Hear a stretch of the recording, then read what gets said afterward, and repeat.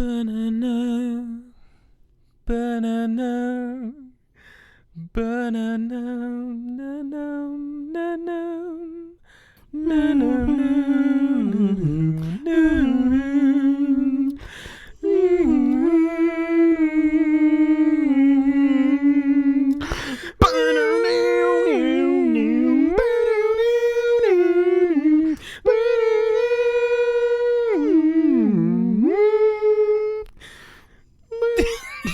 Hello and welcome to the Parking Lot Projectionists podcast, wherever you might have found us. My name is Andrew Dallas Howard. And I am Raymond Indominus Owens.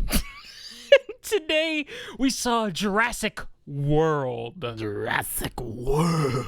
Raymond, what is Jurassic World about? Jurassic World 2015 action-adventure sci-fi movie. Sci-fi. Well, yeah. I guess we established during the Mad Max podcast that anything that's slightly futuristic is now sci-fi. Well, if you're splicing animals together, I guess that would count. What would that be? That wouldn't be sci-fi? I guess it would. Oh, this synopsis was written by InGen 159260.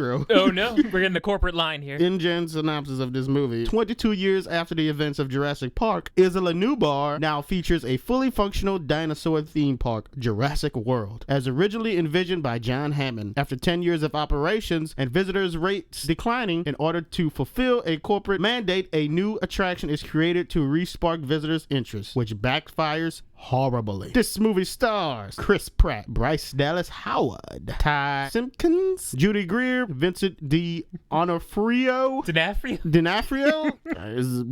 Arafan Khan. Kingpin? Yeah, that was Kingpin, the Vincent guy. Nick Robinson, Jake Johnson, Omar Sy, and B.D. Wong. It's directed by Colin Trevorrow, written by Rick Jaffa, Amanda Silver, Colin Trevorrow, Derek Connolly. Damn, there's a lot of people on this. How many people wrote this? God damn, it was just 3. Okay. Wait, Derek Connolly, it was 4. For some reason, they got 2 people that are listed twice, and based on characters by Michael Crichton, which I don't think any of his characters are really, unless you count the dinosaurs as characters. And maybe Dr. Wu. Oh yeah, Dr. Wu was a character. That's right. Dr. Wu. Dr. Wu was. Oh yeah, that's right. Sorry, Dr. Wu. Dr. B.D. Wong Wu. All right, ready to get into this film? Yeah. So this film starts out with Lord Zed and Rita discovering these 2 eggs.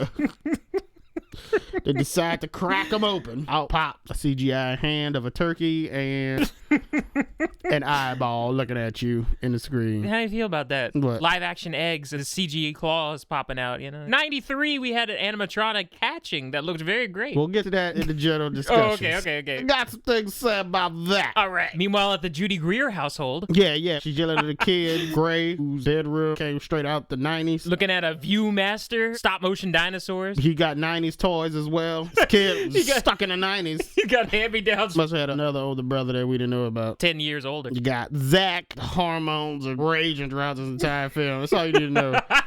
Zach equals horny. That's all you need to know. Okay, kids, we're late. We gotta get to the airport. It's gonna take 30 minutes to get to the airport, 60 minutes if there's traffic. It was like, oh, Zach, stop humping the neighborhood girl.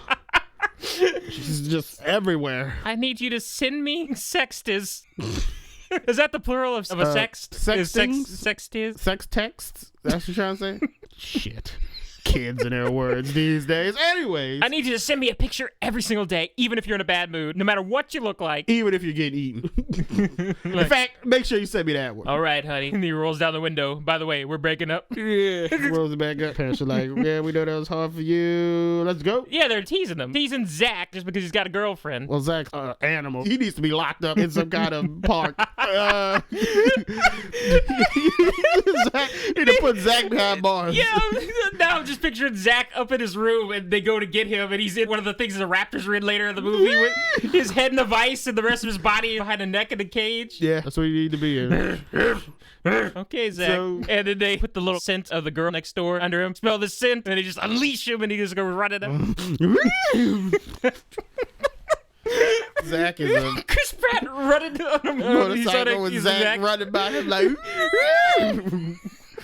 a bunch of horny kids. Yeah, horny teenage boys running by him chasing down these girls for some reason. We didn't get that movie. No, we didn't. Anyways, we cut to them at the airport, say the kisses and goodbyes. It's like, all right, guys, make sure to run when you get chased, okay? Because you can't die. I mean, we're in a Jurassic Park film, so get ready. All right, see you guys at the end of the movie. Say goodbye to your father, Michael Fassbender's stunt double. Michael. He's like, let's see, Mom. And that was it. Listen to your mom. Listen to your mom. It's that one line that guy had in the movie. They get on the plane. We don't see him on the plane. See them land at Costa Rica, and then they get on the ferry. Now, how long you think this trip is from Costa Rica to this island? Do you think the ferry, you think there was like, because there was like a lot of people on this ferry, so I guess it's not an overnight thing. Maybe it's like an hour's trip. It's probably about 4 or 5 hours, I would say. It looks almost like a mini cruise line, the type of amenities that it has. We didn't get to see much on it. It seemed like there was a lot of people on there, and it didn't seem like there was bedrooms for this. Raymond, no one's interested in actually seeing this park fully functional in the Jurassic Park movie. What you talking about? We'll get to that later. Yeah, they were rushing this movie to get to that island. They got off the ferry. Some lady standing there with an iPad looking for 2 assholes was written on it. Where's Bryce Dallas Howard? Where's Auntie Bryce? Auntie Bryce isn't here. You're with me. I am Czar. Czar. And Czar. I'm gonna die later. What kind of name is that? Where are you from? Very far away. Czar is cattle for this movie. You can obviously tell. Oh, that's so mean. What? I figured it out. She didn't take her sunglasses off, so it's like, well, she's we're not supposed to. Oh, so we're not supposed to relate to a character who doesn't take their sunglasses off. No. That's a keen observation, sir. We can't see into her eyes. I adjust this rule in real life as well. When people come into my job wearing sunglasses, they get very low quality service from me. Whoa. That's true. I need to see your eyes. What are you hiding? You can be an alien under there for all I know. That's a real thing. I don't like when people wear sunglasses indoors. I think it's stupid while you're hiding your face. Take them off. Let me see what you look like. Let's go eye to eye, man to man, human to human. I don't want that shit. So I was like, yeah, well, she's gonna die. We don't need to see what she looks like. She's gonna die. Spoilers. They take the monorail, telling them all these facts about the park. Everybody else who's with them is bored, but all the kids are up front. 1995, it got crushed by one of Ivan Ooze's, what do they call them? Feet? No, not feet. Ectomorphicon Titan. Ectomorphicon Titan, and it was repaired by the Falcon Zoo. So they drive over. And if you move to the front of the monorail, you'll get a wonderful view of the gate, designed exactly after the one from 1992 that John Hammond built in his park. I think it was they said it was the original. Oh, is it supposed to be the original? So they just elevated it to the monorail level, repainted it, and put world on the side. Original and lumber only. It's no longer in the same position. It's not the same color. And we replaced the sign. But this is the original entrance. Did they have real flames on it? Or was it torches? I didn't even know because the trailer lingered longer on the gate than we got in the movie, which I was a little disappointed in. There was a better shot in the trailer where you're at his perspective going through the gates. That wasn't in the movie. The movie's moving fast. It's like, we got a lot of shit we got to cover. Let's go. Yeah, the John Williams theme is building up, but it hasn't reached its peak whenever you go through the gates. What are they waiting for? They're still building the John Williams theme, but for some reason, they're just in their resort hotel room, running around, looking at the amenities, and then the kid runs over to the balcony, rips open the thing, and we see the whole Jurassic World. Dun, dun, dun, dun, dun, dun, dun,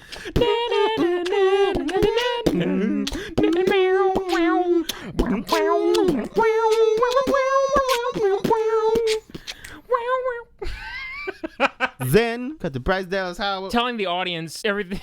Talking to herself in the elevator, trying to psych herself up for a meeting she had with some potential sponsors that are going to be looking at their new genetic hybrid. I'm sure her sponsor is psyching herself up to talk to her boss, Mr. Mazamimza, Mr. Khan, Mr. Mazamimza. Oh, she did talk to sponsors. They was walking. Where were they walking at? Dr. Wu's lab. Like, Dr. Wu here designed us a new attraction. It's gonna be great. Everybody, you're gonna love it. He just steps out of the shadows. Yes, it's going to be our best one yet. Yeah, he was very sinister in this movie than when he was in the first movie. He's only in that one scene in the first movie, but he was just like super sinister in this movie. Yes. Don't worry. This new attraction is going to be perfect. I assure you. He's got some evil mad scientist thing going on in this film. We would love to have your sponsorship. We can't tell you exactly what's in it, but we can tell you that it started with a T-Rex mostly. Huh? Okay, here's all the money. She goes to the control room. Talks to that guy. With all the dinosaurs on his desk. Jake Johnson, his name is Lowry, and his little sidekick partner was Vivian, played by Lauren Lapkus. Lapkus. So Vivian and Laurie are sitting there Shooting his shit. Bryce is like, where you get that damn shirt from? He's like, got on eBay. Cost me about 20 G's. Original Jurassic Park shirt. Isn't that insensitive? I know people tired, but girl, this is vintage. Shit. I hate it that we have to reboot this park. Wink, wink, meta. 22 Jump Street. 22 meta. It was old school. That original movie was legit. I mean, Park was legit.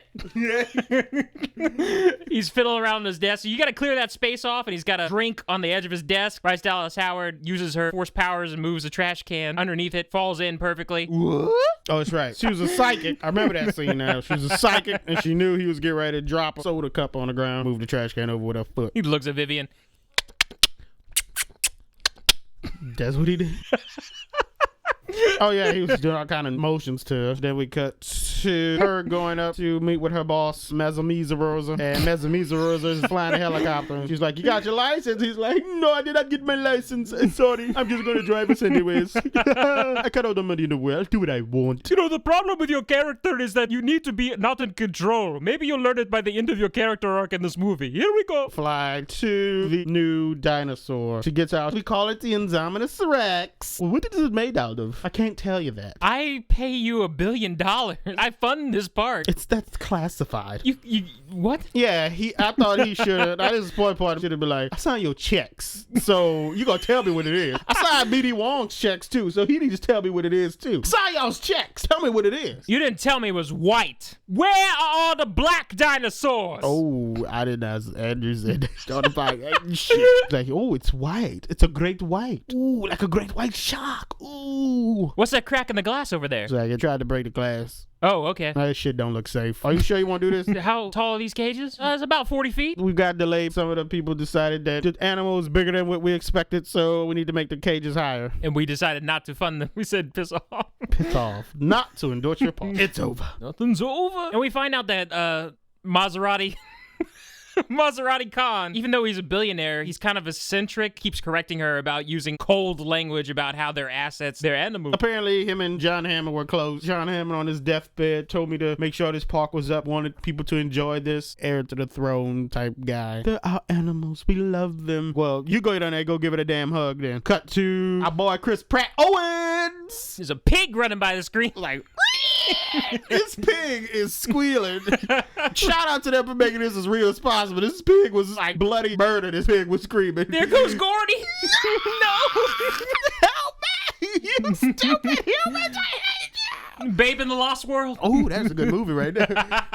Befriends some velociraptors. They have tried to help him off the island. That's what needs to happen. You need to see that movie. Shit, what happened next? Clicker, click. The rifle ass runner's like, still hold, and they all stop. They look up, and it's Chris Pratt. Click. Calm down, easy. Everybody, easy. Good job, y'all. Is it? Throws meat at him. He's like, hey, Blue, this was for you. He pulls out a dead rat. Blue eats it. That tasted disgusting.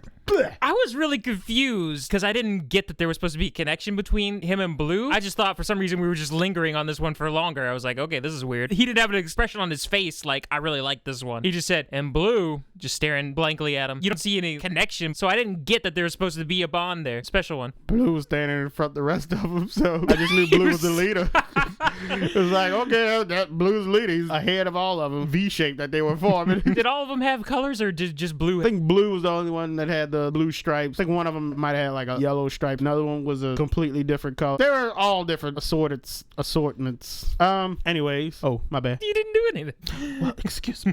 Owens. Get visit from D'Onofrio, Kingpin. Kingpin's like, oh my God, we're gonna have so much fun. We're gonna put lasers on top of their heads. We're gonna send them to Afghanistan. They're gonna blow up everything. It's gonna be great. They're not weapons. He's like, yes, they are. 65 million years ago, Mother Nature gave us the greatest weapons ever. And we're gonna use them. And we can save lives of soldiers. It's gonna be great. How you gonna send a raptor in there to go retrieve a soldier? He's gonna eat him. It's like, don't worry. We're not gonna send the soldiers in. We're gonna send the raptors in with lasers attached to their heads. I felt like he kept saying the same thing over and over again for 5 minutes straight in this scene. It's because he was trying to... I got it the first time. He was trying to convince Owens, and Owens was like, not having it. He's like, come on, but we gonna do it. Not having it. Not having it. You could have had a funny cut, like them talking at the top, and then then you just cut to them at the bottom and he's still nagging them. That way the audience doesn't have to sit through it all, and you still get the point across that he's nagging him. It was just dragging on. It's like, I get it. He wants the raptors for army purposes. He's the bad guy. You want to put the lasers on your head, like the internet said years ago. That's what I got from that. This whole little subplot of It's happening now, isn't it? For next film, you think? Yeah, it's happening now. Had to get introduced to it. Anyways, pig loose, and the pig's running around. He tries to grab. Some guy was at the top of the cage. We're in a Jurassic Park. There's a pig loose. Pig loose. And he tries to grab the pig. To get it around. He tries to use the little neck thing and grab the pig. And the pig pulls a grown man. The raptor grabs the pig and okay. pulls him down. Yeah, that's what happened. I thought it was a super pig. And then all the raptors come running like, lunchtime. They go open the cage. The black guy. Oh, the black guy's name was. Open the gate. Only black guy in this movie. Oh my God. I don't want you to be racist, feel but like this black guy, in the back of his mind, as a black person, I was looking in his eyes, and all I could see was him just going, oh my God, these white people gonna get me killed. I swear, like every scene, he was like, oh my God, these white people gonna kill me. There was an implied backstory with that guy. Like maybe he was from Africa, part of some sort of tyrannical government or something, because at one point, he says, how are you gonna control the raptors? There will always be ones who are gonna rise up. Kingpin's like, you put down the rogues. He like chuckled at that. Like, I've seen that before. His name was Barry. What a name for a black guy in a movie. Chris Pratt decides to open the cage and go, and he's like, don't go in that crazy ass Owens. And Owens like, I got it. Stand down. How you doing, Andrew? Do you stand up? Everybody, get your hand out with your hands got to be in the fist closed. Fist closed. Like you're doing a bro fist. Then all of a sudden you gotta lift up your hand with your whole entire palm flat, facing forward. Stand down. That's how you do it. Stand down. And Blue and the rest was looking like, whoa. What you doing up in here, Owens? Huh? We see your little friend over there. He came up in our turf. We ready to eat him. Like, no. One of the other ones. What else? Like Echo and Data or whatever. Delta and Beta. Like, Delta, I see you. Delta. He's like, I ain't doing that, Owens. I'm just over here chilling, Playboy. I'm just over here chilling. What you talking about? Look, my hands in the air right now. My hands in the air. I ain't doing that. I smell you. What about their legs? He don't need those. Yeah. Oh, they look tasty. Like, And so the guy scooches back behind the cage while the door is still open. Chris Pratt like stands there for a while. This is what I had a problem with. He like paused and then like lingered on him for a good while in this part. Like I didn't catch the lingering in that first part. This is the first time I caught the lingering. He had the hand and he was like, I didn't linger for like at least a good 10 seconds. We just stopped on Chris Pratt for 10 seconds. And then he's like, close the cage. And he goes in there like, and he makes it in. Oh, no, don't. Come on. Too soon, Andrew. Too soon. We didn't even get like a extreme close-up on his eyes or something, like he was worried. And then a close-up on Blue's eyes, like, I'm going to give you a shot. I'm going to count to 3 or something. They didn't do close-up eyes, Andrew. They didn't do close-up eyes. Did they do that at all in this movie? At one point they did. I think at the end of the movie they did it for him. They did the face. They did do the whole eye, but you tell by the faces. Anyway. Not enough extreme close-ups these days. Crack those micro lenses out, guys. Ooh, go to town. Crack them out. They get in there and the kid's like, thank you for saving me, Mr. Owens. He's like, you new guy, huh? Ever wonder why they had an opening? He's like, audience applauds. Yeah, they eat people around here. That's what I want to see them eat everybody. Our audience really did laughing. The audience was enjoying the film quite a lot. Oh, by the way, don't turn your back on the cage. And then he just eats him from behind. Yeah, but never turn your back on the cage, even though his back was turned to the cage. So the guy looks and one of the raptors like, I'm gonna get you. He's got his head stuck through the cage. Like, I'm gonna get you, boy. Crying? No, I'm not. You're crying now. Cut to we're finally kids back to in the park. kids. Yeah, they're having a good time. Visiting the Samsung Convention Center. They got holograms of dinosaurs, and kids could dig up fossils on rocks. Having a good time. You get to see the park, the liveness of it, all the different attractions. Plasma screen story corner where a bunch of kids go, woo, at the thought of the Earth being destroyed by a comet. Ooh. I wonder if they said at the end of that, that's going to happen again to us one day. We need to be ready. We're going to send a dinosaur up there to destroy the comet. Think about it. It's brilliant. We don't want to risk any more manned missions to space. You want Send to send dinosaurs up there raptors to dig, plant the nuke, and then get out of there. Dinosaurs are gonna dig on the thing and plant the nuke and get out of there. Jurassic Mageddon. Why the fruit? That's the next film. Hey, Sci-Fi Channel, give us a tip. Please. Please. Throw us a bone here if you steal this. Oh, the ant comes to They meet meet the ant finally. Yeah. Oh, the ant. They meet Bryce Dallas Hotness. She comes down. She's like, oh my God, you guys were like 3 years ago, you were like this tall. Instead of saying, you were like as tall as your little brother last time I saw you. You know, Gray's here. Gray is actually your nephew. Oh no! Hey, nice to meet you, Gray. Who's that? I thought you said the little guy's name was Gray. Oh yeah, Gray's the little one. Because I never caught the little one's name. I caught Zach's name, but I never... That's because Gray would always call Zach, stop acting like a horny pervert and get over here. So we should have had some Last Crusade type payoff where Zach's holding Gray as like, Gray Anna. Oh no. Let it go. No. Don't do it. Well, we leave off here. Ant was saying piss off. Ant's like, yeah, it's like, I'm gonna have dinner with you guys tonight. And he's like, no, don't forget you got a meeting. She's like, oh, that's right. Talk to you guys tomorrow. Bye. Run off. She goes and meets Owens is at his bungalow or whatever. Is it a bungalow or was it just a hut? Yeah. Somehow he's got a hut on his island. What kind of... Raymond, I need to know what kind of car brand is in this movie, because every single car had the same emblem, and every single time we had to see the car pull up from the front so you could see the emblem. It annoyed the heck out of me, sir, that every single car had this emblem on the front of it. Somebody must have paid good money. Is this a fake brand? They mentioned the brand of the other Jeep in the other scenes, so I don't think this is a fake brand. But I didn't pay the ambulance had one. I didn't pay too much attention to that, but let me find out. It was annoying. You, let me see if I could do a quick Google search here. Car brand Jurassic World. But I didn't. There was some product placement up in this piece, though. Don't get me wrong. And just in a second, every single car scene starts off outside the car where you could see that emblem on the front of every single vehicle, and then it moves in to start conversations. We never start inside the car, even whenever it makes sense to start inside the car in some instances. The top results show that it is indeed a Mercedes-Benz, sir. So Mercedes did pay that much amount of money. Yep, I'm seeing it now. I'm seeing that logo. It's the three things, the one, and then splits off. Yeah. It'll be the new logo of the New World Order right there. Whoa. Every single vehicle had this on it. It was amazing. Mercedes ambulance. Okay. Mercedes gyrosphere. That didn't have it on it. Would have been great. She goes talk to Owens, and they have some chemistry together. Apparently Owens hit that and quit it. Wait a minute. Before we start the scene, how about a fresh one?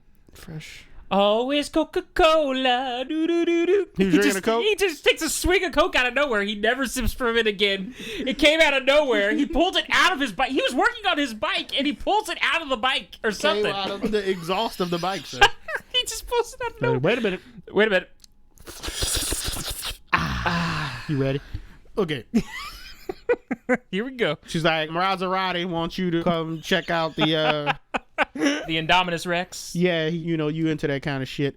So you gotta come check it out. What do you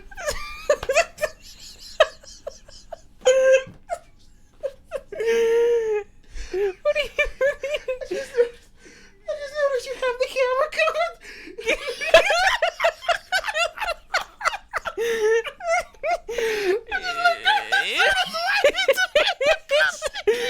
It's been like that for weeks, sir.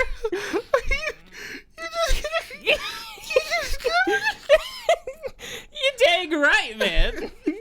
I don't want you looking at me. Sorry, everybody. Andrew's laptop camera was covered. I took a piece of white construction paper, cut it, and I put it on the top of my laptop, covering the camera, and I put a piece of tape over it. Is it dual layered? It looks like it's dual layered. It's pretty thick. We've actually tested it on a Skype call with a significant other, and you can't see through it. It's just a white blur. Very nice. Pretty nice. I might have to borrow that for mine. I don't know. It just makes me feel better. We know people can hack into them, so I understand. Yeah, it's doable. We're sidetracking. I'm sorry. Okay. I'm sorry. It's just funny. I looked up and see this no enter thing here. He's like, all right, I guess I'll go with you, but I know what you really want. She's like, stop that. Stop it. Joss Whedon's off to the side. I don't approve. Shaking his head. Yeah. This isn't what I like. He didn't even watch the whole movie and saw. I prefer when the main woman comes out of the shower and offers the guy to come in. There you go. What was that? That was in Firefly? No, that wasn't Avengers 2. Oh, it's right. Spoilers. If you ain't seen Avengers 2 by now, whatever. Some people don't like the theaters anymore, Raymond. Well, now I understand why. Ooh, that's interesting. Shots fired. Anyway. At a particular brand of theater. Not gonna go any further. That we're not gonna actually say. But fine. You know who you are. You know exactly who you are. You. He's like, all right, I'll go with you. Get into her karma jig and drive to the Indominus Rex cave. The Indominus Rex cave. But first, we gotta go to the water show. Now we got the water show, sir. Oh, this is where you get the water show. So kids up there like, woo! What was the name of the dinosaur? I can't remember. Free Willy. Free Willosaurus was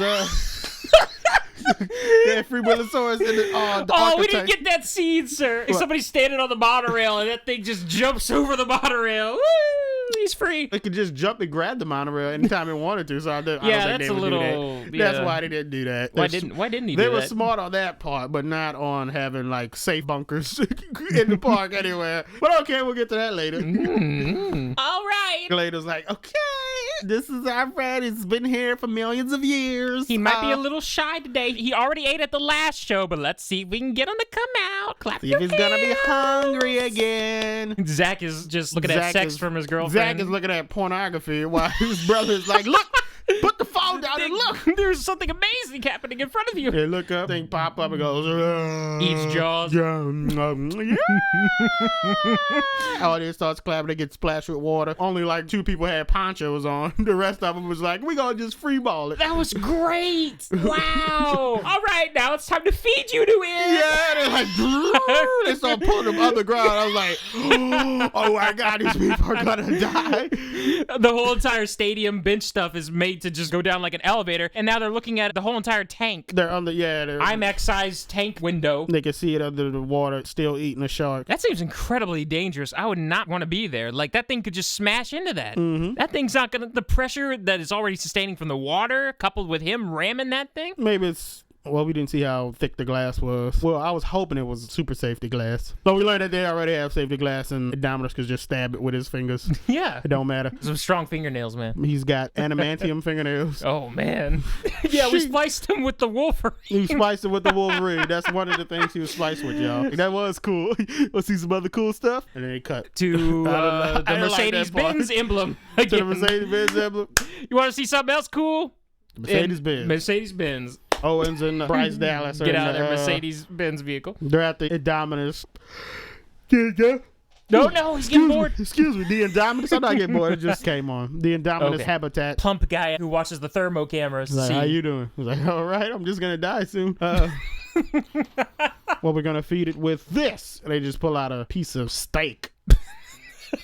Like if I was a dinosaur, I'd be like, really? That's At all least you they got? had like a live cow in the first movie and a goat. At least they fed the T-Rex with a goat. They also fed T-Rex with a goat in this movie too. I don't know where we got this scene. Well, we got it earlier on. You saw it. Okay. Well, maybe it was after this scene. No, it was before that because they were still, was it? Because I think he might have got the phone call from his mom about, it was after all that. Okay, that's what you're feeding it with? Just feeding it raw steak? Like, where is it? Do a scan. Do a thermal scan. He looks, he's like, it's not in there. What do you mean? It's not in there. Oh my God. Oh my God, we gotta find it.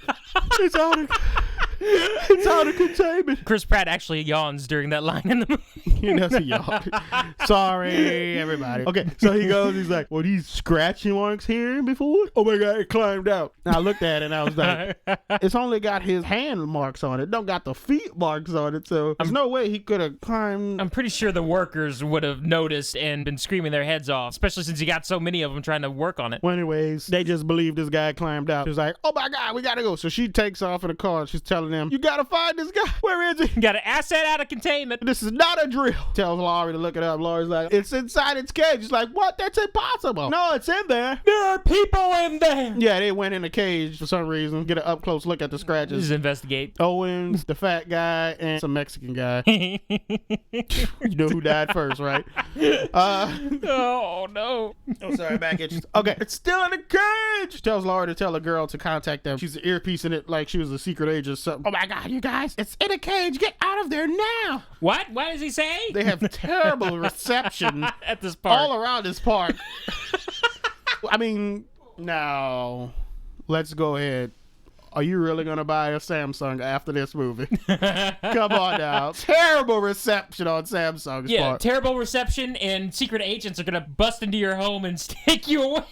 They're coming. Oh, yeah. They're coming. We're gonna leave that at that, product placement team. The Indominus Rex is coming. The Mexican runs off into the forest thinking he's gonna go back to the same door he came from, but the fat guy is like, man, I got an exit right here, right next to where we were. Yeah, Chris Pratt runs with Mexican guy too. He's like, let's go back. He just started running, and Indominus steps up ahead. It was like, where y'all going? They play it to where you think the fat guy is gonna get eaten because he's not keeping up, but it turns out the fat guy just happened to have knowledge where another exit was in the thing. So he opens the gate. They start running from Indominus. Indominus is like, I am a psycho. Megatron. Yeah. I'm Megatron. Grabs the Mexican guy. R.I.P. Fat guy makes out. Close the gate back. Close the gate back. This Chris Pratt makes it out. Indominus Rex gets stuck in it, but he like breaks it open. He's like, I saw Chris Pratt go into the parking lot. You can't stop me. World domination. Ouroboros.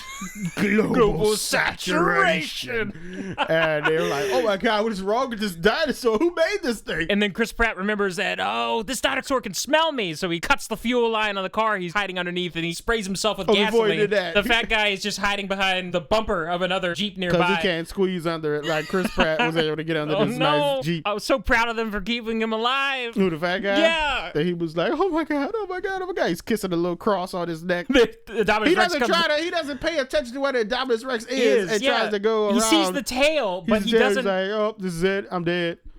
And then the Indominus Rex knocks the car, flew over Chris Pratt's car. Big guy doesn't even turn around. He just looks at Chris Pratt. He's like, tell my wife I love her. Chomp. Indominus like, that was delicious. They played time for total domination. So that's when Chris Pratt cuts the fuel line, pours it on himself. He can't smell me. I'm gonna stay still. They played that fat guy's death for laughs, man. How do you feel about that? They almost gave him the one F-bomb of the movie. He just looks at Chris Pratt and starts to say the F word, really calm-like, and then just gets eaten. I thought it would be more in the emotional. First movie, death was played for laughs when he got eaten on the toilet. I didn't have a problem with this guy getting eaten. I didn't care for it. His only crime was that he was overweight. He had gluttony. I'm so sorry for that guy. Excuse me, everyone. Yes. Sorry. No, you don't like it on the bed. Sorry. Alright, Chris Pratt pours it on him, and the Indominus looks right. He's like, I'll deal with you later, Chris Pratt. And walks away, laughing maniacally. Maybe we might go to the T-Rex scene after that, where they're looking at the T-Rex attraction. They went to that already. They got the phone call from their mom, and then he told them, Aunt's not with us, and then the aunt called the mom. While she was driving. To Owen's place. That's when it happened. Okay. Anyways. So Zach is not amused at all by this T-Rex not behind important. him. All you need to know is the aunt sucks at being an aunt. Not important. Apparently this scene was the whole reason that they wanted to make the movie. They loved the idea of a T-Rex standing behind someone on a cell phone who just doesn't give an F about a T-Rex anymore. What? That was the whole reason. No, I was talking about the ant. The whole reason for the whole scene is that the ant's a terrible ant. Yeah, and I was just reacting to the fact that you thought that that scene was no big deal. That scene was the whole reason the director wanted to do this movie. Why? He just loved the idea of people being so jaded that they're playing on their cell phones while a T-Rex is behind them. It was just that one guy who was talking to his mom on the phone. Yeah. Everybody else was like cheering that the T-Rex was eating that goat. He was like, yeah! It's like bloodthirsty. Where's the arena where we can watch them fight? Yeah, I think I really have a problem with how sick these humans are. They just really love. I was half expecting that to be in the arena where they go watch dinosaurs fight to the death. Yeah, they might as well have. They were in love with watching them eat stuff. You think Chris Pratt would be like a protester who used to work at the park or something because he respected these animals. But animals got to eat other animals. Well, except for the Vegisaurs. How you think they feed the lions? Because they feed them raw meat that's already dead. Yeah. But it died. It came from another animal. Anyway, T-Rex eating goats. Anyways, dinosaurs loose. They called in the Ninja Assassin Unit, right? This was a containment unit. The major containment unit, the MCU, was later on in the movie, I think. Yeah. Ninja Assassin First Response Security, I think. They got dark guns led by, what's his name? Villain in Olympus Has Fallen. I swear he was. I'm not racist, y'all. Brian T. His name was Hamada in the movie. Hamada. Oh, God, no. Oh, he was in the Wolverine. He was in Austin Powers, a gold member. He was in Tokyo Drift. Yeah, that's him from Tokyo Drift. He's the villain? Villain from Tokyo Drift. Okay, he's not the villain in Olympus' Fall. He's the villain from Tokyo Drift. Never mind, I got my villains mixed up. I'm not racist.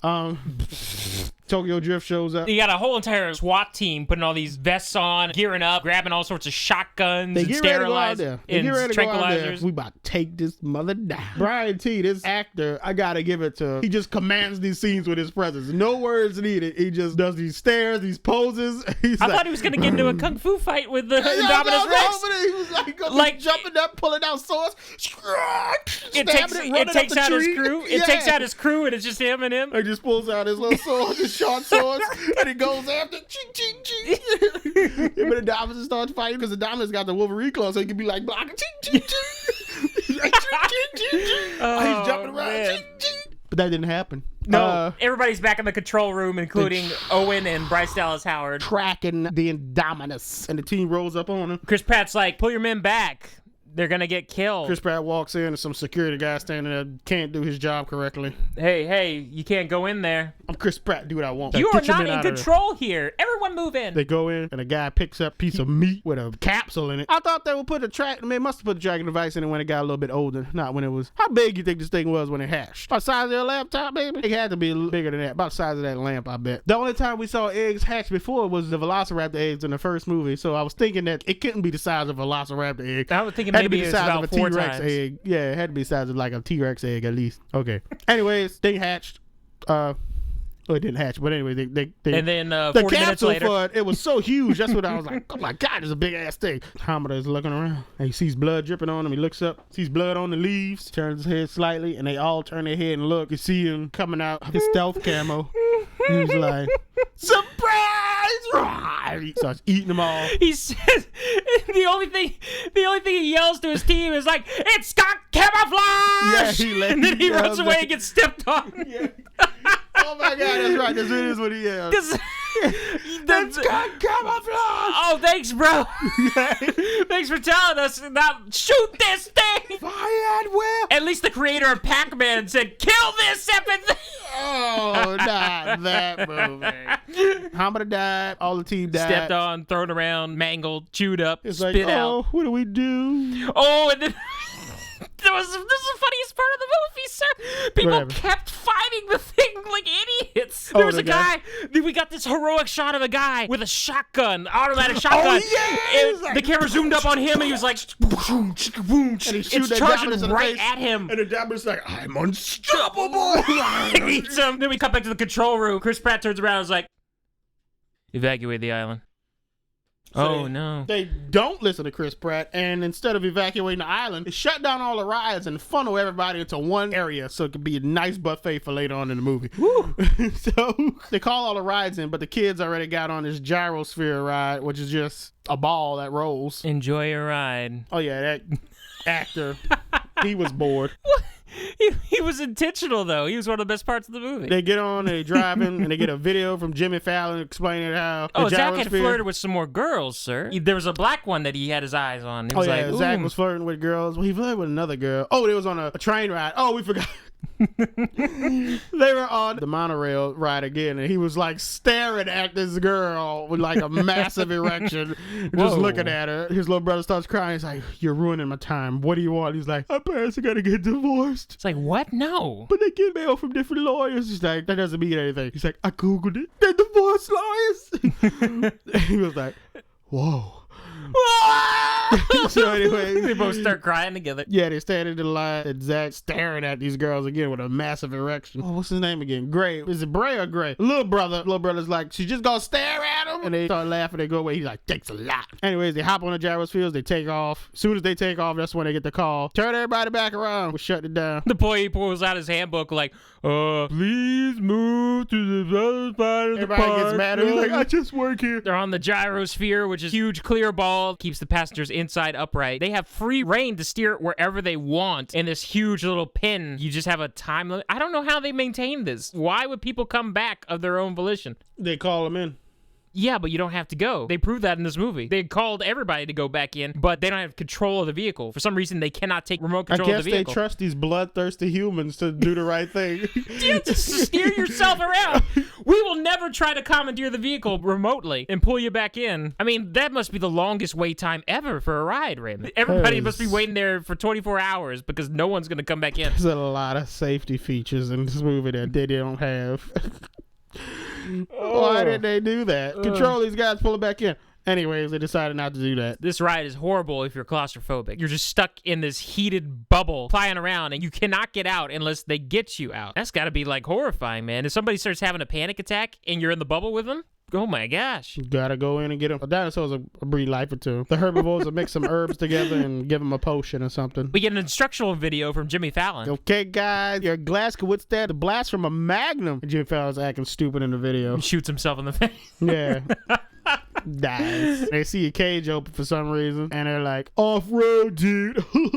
Zach, you're a fool. Don't do this.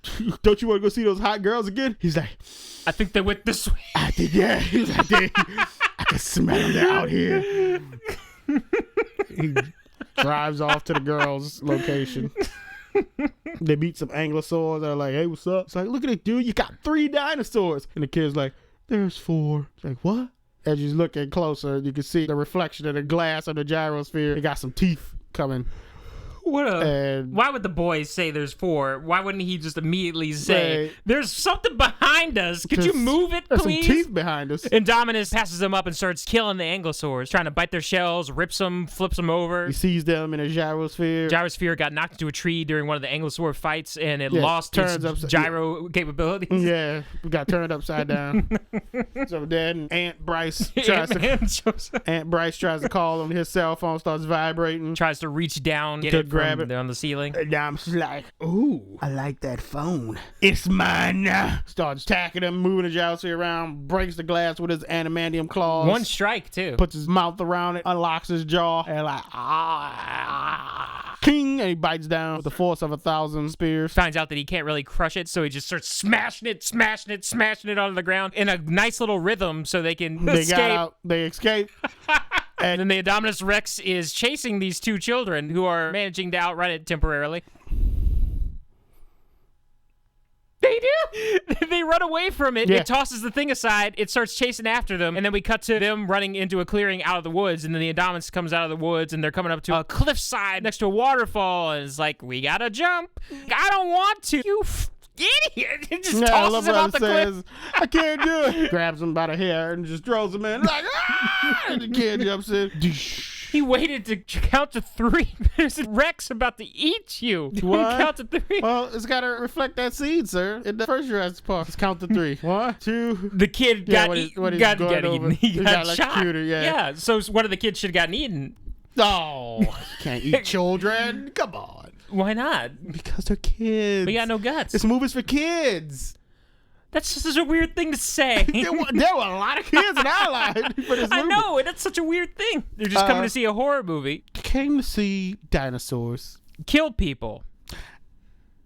Kill each other. Oh! That's the whole point of the Ninja Squad scene was like, hey, you get to see this dinosaur kill a bunch of people. That's the whole thing. That's the reason that scene was in there. They didn't put up any kind of fight against it. No, except for that guy with the shotgun. He was like, I'm going out like a man. Like, I ain't no punk bitch. They jump in the water. Dominus Rex looks down. He was like, I'll deal with you 2 later. Right now, it's time for global saturation. And he walks away. Oh, they stayed on the water a while. He didn't see. He waited for them to come up. They didn't come up in time, so he left. Then they came up. He should have shot some bullets. He should have shot some bullets. He just fired some bullets out of them. Maybe shoot some spikes out of his back. He just turns around and just... Ting. I guess they're dead. He walks away. At least the bogger could swim. Well, in this movie, they didn't get that update. They didn't get that patch update. 2.0 patch. Kingpin is talking to the black guy. Velociraptor's heads in these little Hannibal Lecter masks sticking out of their cages, so their neck is trapped in this little hole to where they can't pull it back into the cage. Kingpin's like, yeah. We're going to use these. We're going to take over the world. America. These America raptors. The black guy's like, please calm down. They're animals and they don't like you. It's like, I like this one right here. You see, back in my day, I had raised me a little pup wolf. And that little pup wolf, it ate my wife.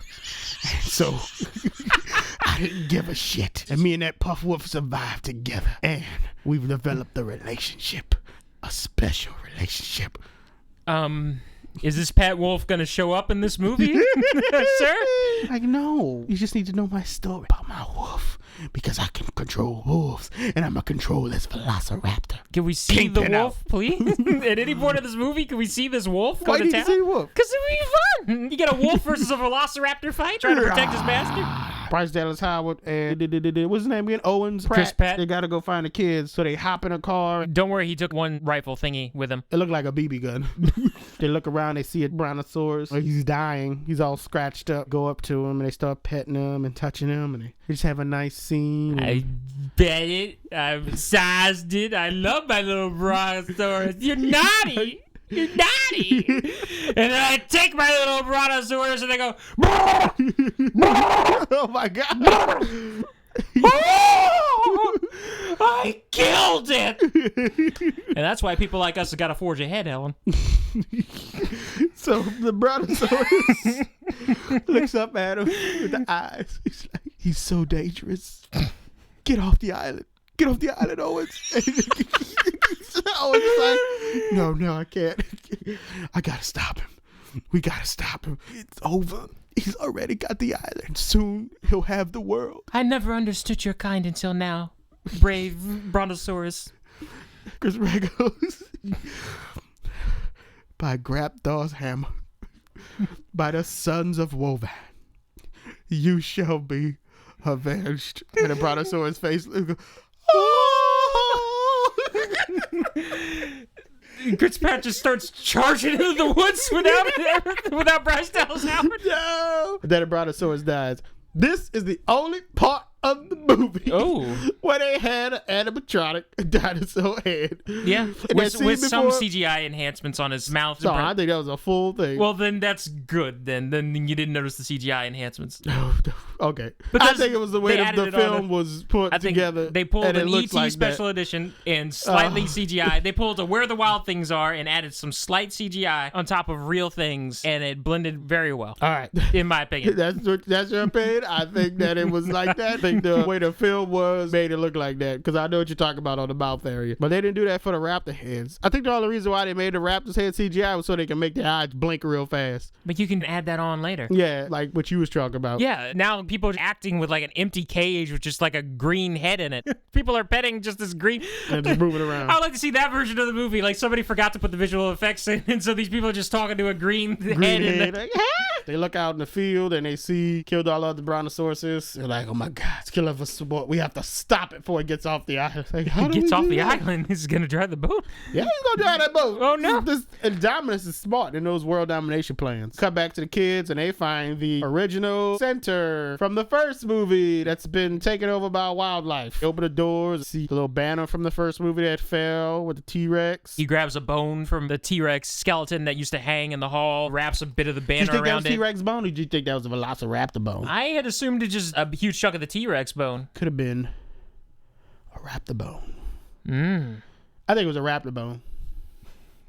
I'm gonna go with raptor bone. You go with T-Rex bone. I'm going with raptor bone. All right. And they took the banner, tied it up. Still got those matches. Kids wearing a fanny pack. Why does he have matches? He had a fanny pack. Yeah, they made sure to establish that by saying, "Hey, don't show people your fanny pack. Cover your fanny pack." Worried that people were gonna steal or something in this park. No, fanny packs are just embarrassing. He didn't want to be seen with somebody wearing a fanny pack. Really? Yeah. That's the problem? That's the problem. He did not want the fanny pack killing his vibe of attacking young women. Oh, we didn't mention the petting zoo. That was pretty cool. Oh! They had little kids hugging baby brontosauruses, and he's squeezing them too tight. The brontosaurus is like, oh! Whoever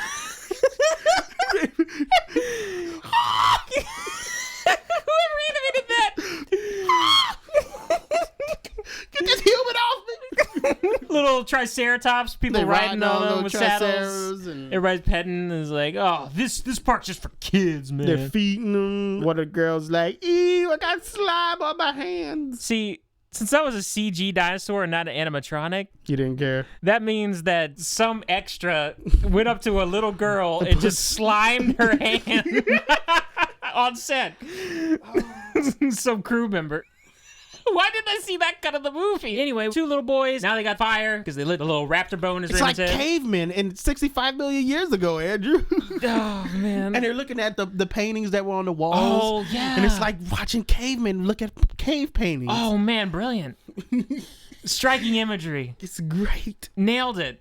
They go to the garage. He sees the expensive thingies that are heavy. The night vision binoculars. They light up. Drops because they were like broken. One of the lenses is like, They see a couple of. the original Jeeps. Whoop, whoop. And they're like, we gotta fix this up. Hey, remember that time we hot wired the Millennium Falcon? Yeah.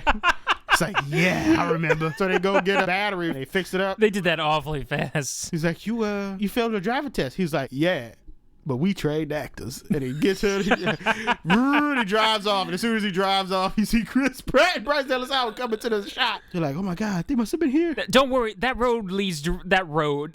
She looks at the grass over there. It's like, that road leads right back to the park. It's just a field of grass. How did they get one of these things to work? And then all of a sudden they hear, doof, doof. And they hide me out of the car. And then Dominus comes in. He's like, this vehicle might come in handy in my plan. I'm glad that this had some sort of a payoff, sir, because that Indominus guy could clearly see Chris Pratt because Chris Pratt was not ducked down. His head was clearing the top, and he was at a high enough angle. He's looking right at them like, what the Vehicle frick? could come in handy later. Oh. I guess I'll be going now. Chris Pratt and Bryce Dallas Howard in here. There's no one in here. They're like, oh, and Chris Pratt grabs his gun. What He's an like, idiot. That was a close one.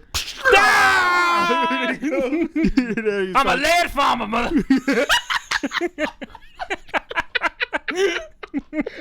Go they break in and he don't run it out. Oh, they run back outside. Then it was like, well, we can't contain him with tranquilizer, so we need to get the 50 cals. I called it an MCU. The Engines MCU. Apparently, InGen company has been militarized. We didn't get any backstory on that. The private military sector of InGen need a helicopter because nobody in the InGen thing can fly a helicopter. Wait, I've got one. never mind. It was just the regular MCU people. It wasn't InGen thing yet. Or maybe it was like half of them and then they brought more in later. Anyways, put the gun in the helicopter and gonna use lethal force this time. They need somebody to drive. Maserati goes, you already got one. And he gets on the copter and takes off. Dominus chasing after Chris Pratt. Bryce Dallas Howard looks up and they sees the helicopter. It's like, things are getting interesting. So he runs out to by the helicopter. Helicopter starts firing at him. He runs to the bird cages. Back up. Yeah. He just busts through the glass into this huge dome where they keep all the pterodactyls locked up so they can't fly around the island. Busts in, breaks it, starts talking to him. Come my minions. Now my Tengu warriors, you will destroy the helicopter. And so they all like, yes sir. And they start flying up. Grab the gunner, throw him out. One rams beak first into the go-pilot. Maserati crashes. Huge breaks a hole explosion of breaks a CGI. hole into the dome. And CGI explodes everywhere. And Everybody's really Dominus upset in is the like, control room. Yes! Soon I will destroy every human. And pterodactyls start flying out. Bryce Dallas Howard and Owens Pratt see it. We don't want to go that way. But they go that way anyway. Start running back into the woods. Like, we need to get in the woods. And they go, pterodactyls fly over the woods. They head towards all the people in the main, what would you call that? A valley? What would that be? Not a valley. What's the word I'm looking for here? Hub. Yeah, I think It's hub the, is it's the main hub of the amusement park where all the shops are before you branch off to all the different areas. Yeah. Okay. That's what they would call it. So at they Disney found park everybody or in the something. main hub because they didn't build any bunkers for shit like this. Yeah. So, How about go back to your hotel room so everybody's at least inside? ooh. We didn't get an action scene in the resort, man. That's what you wanted? You wanted to see it? Yeah. Ooh. People are running up and down. You got raptors in the elevators. It's like, oh, close it. But that would just be Run up and- Godzilla. What? The 98 Godzilla. Where they had the baby Godzillas in the elevators and stuff. Chasing after him. What about in a hotel room? Jumping across from bed to They bed. jumping on the bed. Having a good time. So fun. Human. They just both look over at the same time and just start running at So, some raptor pay-per-view. the pterodactyls all fly. They're like, food! Running after people, grabbing them, eating them, chomping on them. Two boys make it back to the main hub as well. And they looking around. Chris Pratt and Bryce Dallas Howard make it back. Oh, what's her name? Finds him again. Czar. The woman The who had the assistant. glasses on, who you can't see her face. And this was her time to shine and I've been die. looking for you guys everywhere. You have to stick with Woo! One of them grabs her. They drops it, and another one grabs her again. as she falls into the water of the Williosaurus. Free Willosaurus tank. She falls into the Free Willosaurus tank. Pterodactyl swoops in, grabs her after her in the water. Yeah, well, he don't know. He don't know that. No, I'm not talking about that. I'm just saying, wow, they really want to eat her. They was hungry. Mushing on her in his mouth, like, taking her back into the air, and then as he tries to fly up, Free Willosaurus jumps out, eats both of them. And was that necessary? What? Did you hate this character? Did people hate this character? What character? What? Oh, the one that just died, I guess. She wasn't like the lawyer in the first movie. They wanted a character like that. They wanted her to be that character. I told you why I didn't like her, because she was wearing the sunglasses. She's had that stupid sign up. I think she was supposed to represent the whole business technology over craze thingamajig, and that's why her character needed to die. I don't know. She was just it worked for me. They did what they did. They knew how to set her up to me not liking her. So I didn't dislike her, but I didn't like her either. I was indifferent. There and you wanted to eat her. Yeah, it's like, if you're going to have this big of a death scene for her, man, you got to really make me hate this person. They murdered her, Andrew. How you feel, man? You all right? It's rough, man. It's rough. There's a guy running away with his margaritas, though. He got out of there. Yo, I forgot about you. Yo, people are getting snatched by pterodactyls. They busted into like the restaurants and stuff, grabbing people and stuff. This one guy who... Trevorrow, shout out to Trevorrow for getting this shot right here. This is probably a second unit. It had to be a second unit guy. This old guy comes, everything's attacked. He gets up, grabs his 2 margaritas and runs off. He's like, oh, trying to get out this shit. That was a beautiful scene right there. They threw somebody into like a chef kitchen, just lit up in flames. Or maybe that was one of the baby pterodactyls got flung into that. No. You're thinking of the end of the movie. One of the baby pterodactyls opened it, touched it, and it went, ah! And that's what happened with that. Okay. Where am I? Who are these people? They meet up with Bryce. Everybody's back. There was a joke that we skipped whenever the pterodactyls were heading towards the gate. There was these 2 people who didn't give a crap, who saw their Jeep coming up to the main gate to the hub. They're like, you don't see that every day. Nope. And then he looked up and saw the pterodactyls, and then the movie cut with no reaction shot to them. I was upset about that part. Yeah. Bryce is running around, and Chris Pratt gets attacked by a baby one. She picks up his gun and punches it off of him with the butt of the gun, then shoots it. Whoa. He's like, whoa, save me, girl. Auntie, is that you? Then they kiss. Like, Auntie! Whoa, She's Auntie. like, whoa, your boyfriend's a badass. He's not my boyfriend. Ugh, we got to get out of here. They don't get out of there. Where do they go? They find a car, Jeep or something. Everybody... Oh, they're trying to evacuate, and they get into the car that's just stationary right there. Oh, it was a car that the kids used. No, it was a different one. It was a different one. It was just parked next to a giant cage, and then all of a sudden you hear this banging on the door. It's like, oh no, the Indominus Rex must be coming through this door. You're like, what's happening? And it opens up, and there's a bunch of humans. They were just stampeding. They was running. It was like, oh my God, we're getting AN. We must go backwards. Back themselves into a corner. A herd of humans run by. Is this turning into a zombie movie? What's happening? I'm scared of the humans. Whew. Can we stay with you? Like, yeah, you can stay with me. No. We're talking about Chris Pratt. Because he knows how to survive in space. Ooh.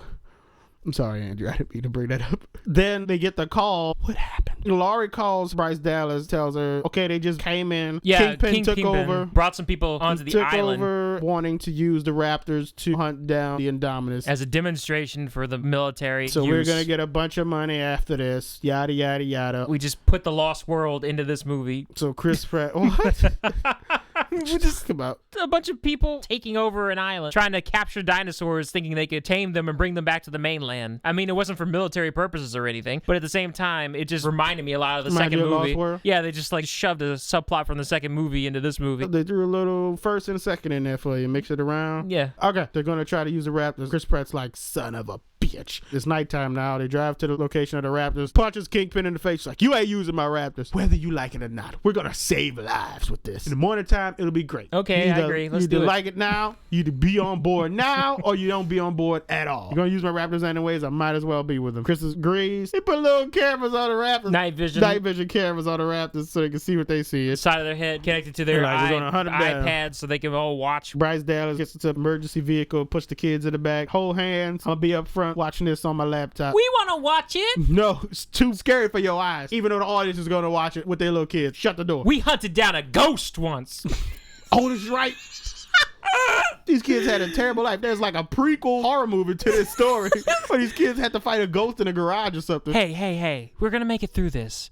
remember that time in the garage where there was this ghost and I formed a battle axe out of nearby supplies and I helped you through it? We stuck together.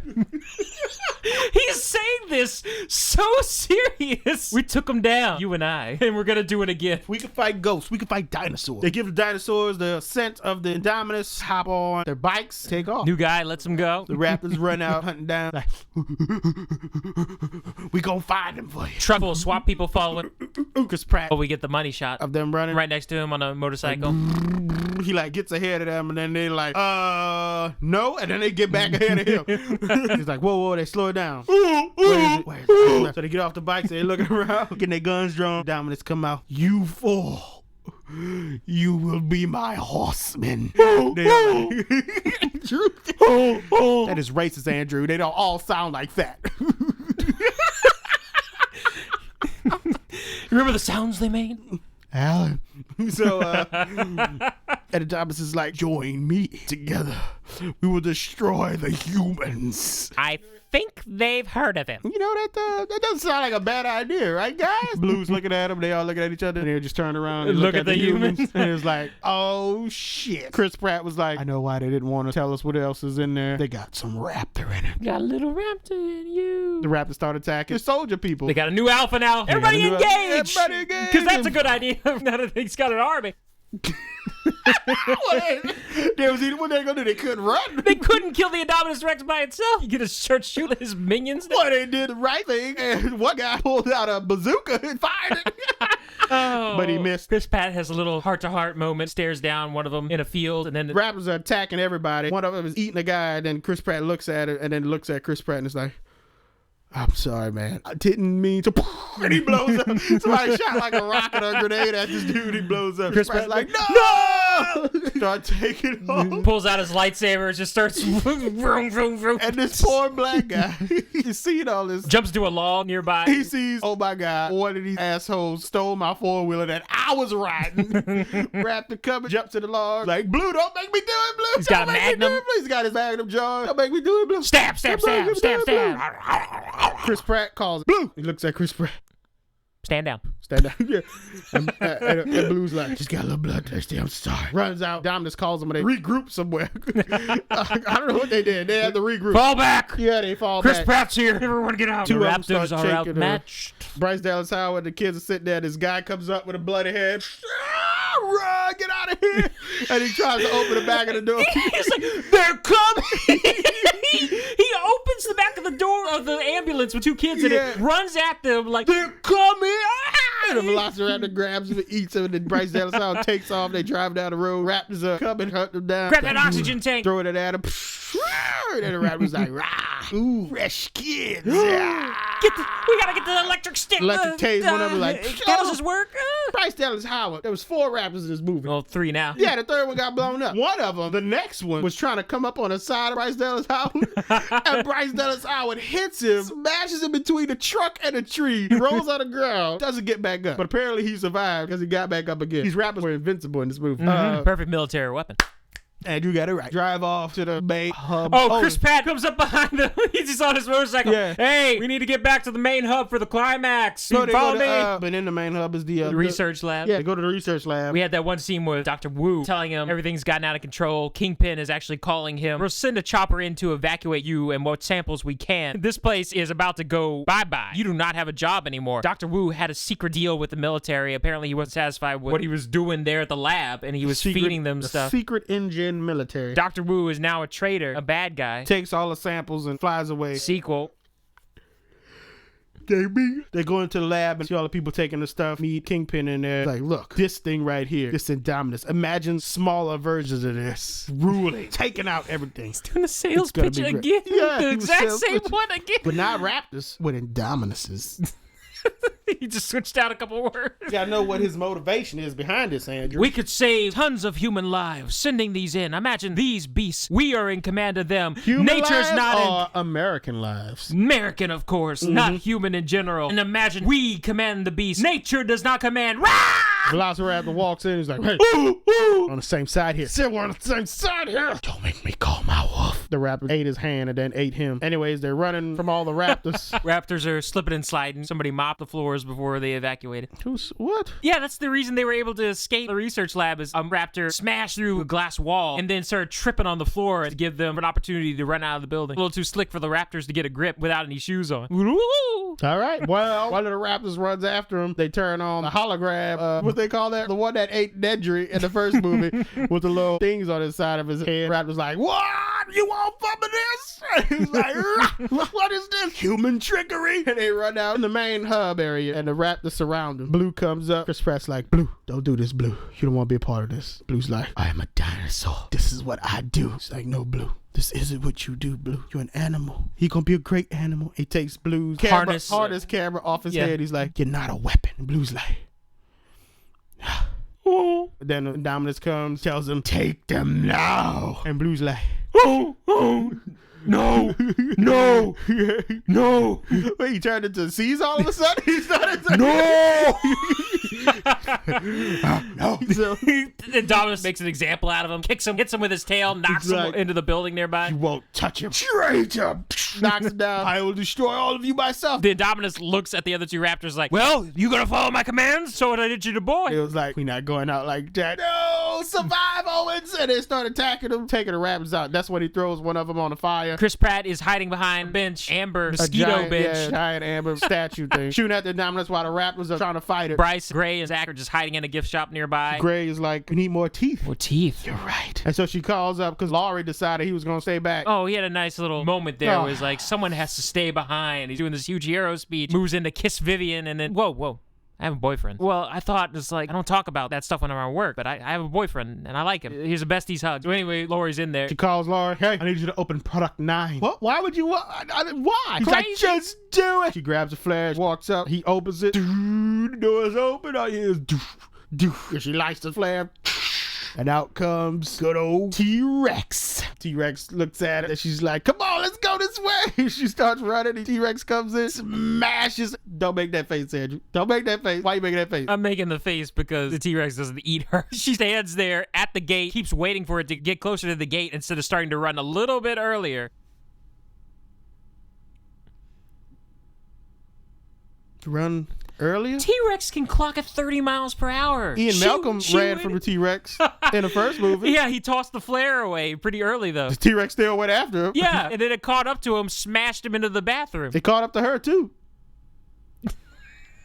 Except that she slid underneath the statue of the Spinosaurus skeleton and smashed through the Spinosaurus skeleton. Shout out to everybody who hated Jurassic Park 3 for the Spinosaurus killing. That's all this climax is. What?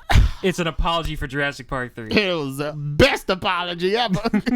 So he smashed, T-Rex smashed through the skeleton of Spinosaurus. I'm here, bitches. Anyways, the Dominus had killed the other. Dominus killed the other raptors before this. Scratching, he was almost about to get Gray. Grabbed his fanny pack, but they unattached it. Anyways, it's got T-Rex pinned and it's clawing at his neck and is about to finish him off. You didn't start the fight yet, Andrew. What are you talking about? You said they were fighting. No. Before that, I skipped. I was going back. Okay. He had the fanny pack. Now we're getting ready. Dominus looks up, sees Rex. Oh, now, bitches. And they get into a huge brawl. Camera work going around him like some Michael Bay shit. No, just turned the camera right around him. They're fighting. The Dominus gets him down. Get ready to finish off the T-Rex. You hear, do it, Andrew? Do you call? And running towards the camera in slow motion is Blue. Blue's alive, yeah! And Blue runs up on him, starts scratching at him, taking on the Dominus. Tag team match. Yeah, and T-Rex gets up, and they both start fighting him. At one point, the little Velociraptor gets on the back of T-Rex. Like, oh my God, look at this little Megazord they formed. And then he jumps back on him, and they fight him, and they taking him down, throwing all kind of punches at him. It's both of the originals versus the reboot. What? The thing is made out of a T-Rex and a raptor. It's like the originals are trying to take it down. Yeah, it was made out of some other stuff too. A cuttlefish. We should have had a cuttlefish show up at one point. Cuttlefish. Cuttlefish should have showed up to help fight. Little sausages. They fighting. We must fight. Run away. And beat the crap out of him, smash him into the... You got him on the ropes? Yeah, on the ropes of the little cage where Free Willosaurus is. He gets up. He's like, you will not stop me. Cut off one head. 2 males. Free Willosaurus grabs him, pulls him under, and he dies. A nice little moment between the raptor and the T-Rex where they acknowledge each other. It's like, you're all right, kid. Like, yeah, original squad from 60 million years ago. So T-Rex just walks away, and then Owens comes out, looks at Blue. Blue's like, I love you, man. I love you too, Blue. Then Blue's like, can I go with you? Yeah, there's no females on this island. What am I gonna do? Chris Pratt shakes his head like, no, you can't. I should have let him eat you. Bye. And he runs off. Cut to everybody off the mainland in Costa Rica. Again, I'm guessing in a hangar of an airport. Everybody's getting patched up, all these guests. Bryce Dallas Howard. The kids are sitting there. Yeah, Bryce Dallas Howard and the kids are sitting there, and then the kids' parents start walking over, and then Bryce Dallas Howard's like, hey, kids, it's your parents. Come on, get up. It's supposed to be the reunion scene. Look, it's them. It's like, hi, Mom and Dad. They're not excited to see their mom and dad at all. She had to tell them, those are your parents. And then after they said that, they weren't looking in the direction. After they turned around and looked in the direction, they didn't get excited and run over there like most kids do in these movies. Instead, they just stood there and kind of like just walked came over first. But the parents was already there towards them. Parents had to walk over to them after they had already made eye contact. The kids had already made eye contact with them. The kids do not try to meet them halfway. Okay. Kids are not excited to see their parents at all. At all. They hugged them. They were excited. Because the director told them to do it. Okay. Well, the kids weren't happy to see their parents. Everybody, they're happy to see their parents again. Who are going to live happily divorced ever after. And then we cut to T-Rex walking on top of the... Whoa. Chris Pratt is talking to some old guy. Walks up to Bryce Dallas Howard. What are we going to do now? Well, I think we should stick together and survive. T-Rex stands on top of the little research facility. Is like, rah, my world now. And that's the end of your film. Then you didn't get nothing else after that. Okay. Yeah. General thoughts. It was fine. I mean, there's nothing really to it besides just the action. This movie's just all action and horror and watching people run away. There's a little bit of setup, but there's not much. We don't continue with more heart-to-heart scenes. I mean, you had that little scene where they talked about how they were Ghostbusters as kids, but I didn't feel anything during that scene. You wanted that ghost to show up and help? No! I wanted them to have an actual conversation about how they relate to each other. Some sort of backstory that does not involve supernatural beings that they conquered together. Something a little bit more down to earth. I don't think it was a real ghost, sir. I think he was scared and he was trying to say, remember I helped you when you were scared kind of thing. I know that. But I don't think the actors knew that because the actors are not the little boy.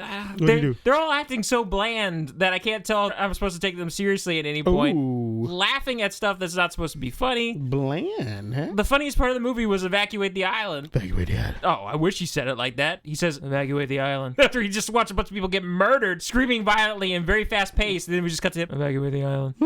Like, no, we're not gonna do that. There's not enough of the park in this movie. I almost wanted the movie to be from the kids' perspective so we get a great idea of the park before things go crazy. The attractions, the main selling point of the movie is supposed to be that the park is finally open and functional, and I want to just take some time to see how all this stuff actually goes, how it works. Take a little tour on the monorail. Why do we have to cut after they go through the main gate to have the reveal be from the balcony? Why can't we have the score peak while they're going through the main gate and then have a nice shot from their perspective on the monorail as they look at the world and all the attraction that they're going to see later on and see people enjoying them below the monorail. I just want some human-sized perspective and wonder about what has been achieved here and what is going on, especially from Gray's perspective since he's the one who seems to be the most amazed in this movie, who seems to really appreciate what's happening. I did like Gray the best, having the most fun with his performance. Zach was okay too, playing off him. He may have played it a little too dull. Bryce Dallas Howard, I thought, was playing it a little too stilted and cold. She had some fun lines. She doesn't deliver them with the gusto that I wanted her character to be delivering them with. Kind of just it would have been funnier if she had said them with a little bit more spunk every once in a while. Show a little bit of that attitude side coming out as she develops out of her cold exterior. Chris Pratt is just there. Chris Pratt doesn't go on a journey in this movie. He's just in the movie, acting serious all the time, and then every once in a while doing a quirky face and joke. He doesn't go anywhere in this movie. He doesn't develop in any way. We don't learn where his headspace is at. We learn that he's from the Navy SEALs and everything, but we don't get any sort of backstory about what that did to him, how he ended up here, if he's in a better place at the end of this movie. We got some stuff about isolation versus having family and siblings. That whole metaphor, which was good, between the raptors that he trained. At least they had siblings, they had someone to bond with, so they could be better members members of this Jurassic society. The guy who was antisocial, who was bred in captivity just by himself, that Indominus Rex, just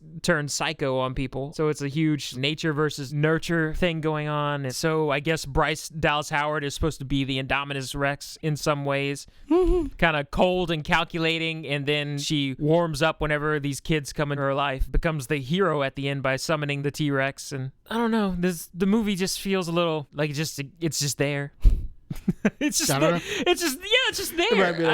I don't know. There's a lot of clever pre-production concepts. They thought of images and it's like, ooh, concept people, draw this, and oh, we got to write it into the script. We have these wonderful, a lot of great ideas that are being exhibited in this movie, but at the same time, I don't feel like while they were actually making the movie, there's kind of a blandness or a staleness to it that I can't pinpoint the real reason for. It was just kind of meh for me. Right there. Yeah. I enjoyed this movie a lot. Thought everybody did good. Thought the acting was great. I thought we got enough of the park because they were going on the rides and saw the petting zoo and the little T-Rex thing and got to see all the herbivores and all that. Must have got just to been, see them on the boats, even though I did not like that, even though we have established in Lost World that sometimes the stegosaurus could get a little predatorial. These people were on the canoes, little kayaks. Yeah, going through the park. I was like, okay, maybe because they had a kid in the second movie, maybe they don't have no kid stickers. Okay, whatever. Maybe it's not that we don't get to see enough of the stuff. I guess I wanted to see... You wanted to actually go to Jurassic Park, Andrew. Jurassic World. You want to see this new amazing theme park. I'll show it off a bit more, man. You want this movie to advertise. Make me want to go to Jurassic World. I wanted to see more of the chaos going on rides whenever this was happening, but then they evacuated all the rides. I thought one of the main appeals of getting a movie where the theme park is open is just seeing all these different people, all these random extras who are trapped in all these different rides that they've concocted all over the park. People are all over the park being terrorized. The people in canoes, they would have had to have oh like my a gosh, crazy incident. Like there would have had to been like another type of disgruntled worker to turn off all the electricity on the fences and make all the rides stop and make the dinosaurs break out all at once for that to happen. Well, you could have had something like the Indominus Rex loves its thermovision, so maybe it sees the power plant and it attacks the power plant. Your generators. Yeah, he goes after the generators and maybe it kills the Indominus Rex. So people are like, curveball, the Indominus Rex is actually dead, but now the whole entire park is overrun like last time. I don't know. But liked it. Like for the most part, did good acting. I like the way the whole Velociraptor thing played out. The trailers don't make it the way I like the way that played out. Few gripes. First off, the big thing I guess for everybody: CGI versus animatronics here. They should have had some animatronics somewhere besides that one. There was one animatronic dinosaur. I guess because they felt like this needs to be an emotional scene. That's the only one we gonna make. But so basically, they're admitting that you only really make a connection if something's actually there. Probably so, yes, sir. There's an admission of guilt for the rest of the movie. But you're supposed to have the connection with the raptors too, so why wasn't the raptor heads animatronic? That should have happened. They had so many the scenes, everything was going so fast in the movie, but excuse me. When you first see the T-Rex in the first movie and it attacks, they still have the animatronic T-Rex head. They built that giant animatronic T-Rex head and the legs. And whenever, you see those shots from Tim's perspective where he closes the door and it looks down at him, that's animatronic. His head's in there and it's biting at him on the glass. So it felt real, yeah. It's great. It makes you feel real. It feels real because it actually is real. And when you pull back for CGI, you're still feeling the realness. Yeah. So I can understand why people hate CGI now. I've been a defender of CG, but now, it's like it does need to be blended with some animatronics. I mean, Lord of the Rings type era got it really right by the mix of CGI models and practical stuff. Around that time is whenever everybody was blending it all. Especially Fellowship and Two Towers. Yeah, they found the right mix of models, CGI in there. But yeah, you could have like scale models and stuff like that if you didn't want to build all that stuff. But it does get a little too out there for you. Another disappointment was because some of these reviewers was hyping it up. It was like, oh my God, it's like, reminds me, it's got that same feeling of the first movie and all that. It was like, I thought we was at least gonna get, because the whole thing, of the original Jurassic Park was the theme of chaos and messing with nature and all that. In this movie, they mentioned it. They like, oh, we playing around with making more dinosaurs, making a new dinosaur, playing God pretty much. I thought we was at least gonna get like another dining room scene between Hammond and Ellie had that scene in the first movie? That was part of what I was talking about earlier whenever I was talking. Yeah, I definitely remember that. About wanting another character moment between somebody. We didn't get a scene like that. And that's where I was thought, okay, we're going to get something like that in the movie. And it wasn't that. I think the ghost conversation was supposed to be that. Oh. Remember when we were Ghostbusters and I made that battle? That's because Ellie and Hammond's characters were both compressed into Bryce Dallas Howard's character, so she couldn't just have a conversation with herself. That would have been interesting. Oh, God. That's one of the big gripes with it was that. Yeah, so that didn't have one of those scenes to help balance out with the action and all that. You said you didn't think, what's the name? I think B.D. Wong, Dr. Wu was a little bit more sinister in this movie. For some reason. I don't really care for turning him into a villain. Why didn't he die? Why didn't we get him to get grabbed by one of the things? He was just overconfident in the first movie. He was just a little arrogant. Like we got so much of him in this movie. Nothing's gonna happen. It's like he was arrogant in that one, but there was stuff was already happening. By the time the stuff was starting to happen in the first movie, his character was gone from the movie. I think he evacuated the island. Yeah, but now he's happening in this, and he's drinking tea like a villain and all that, like a Bond villain. And why did he get eaten by something?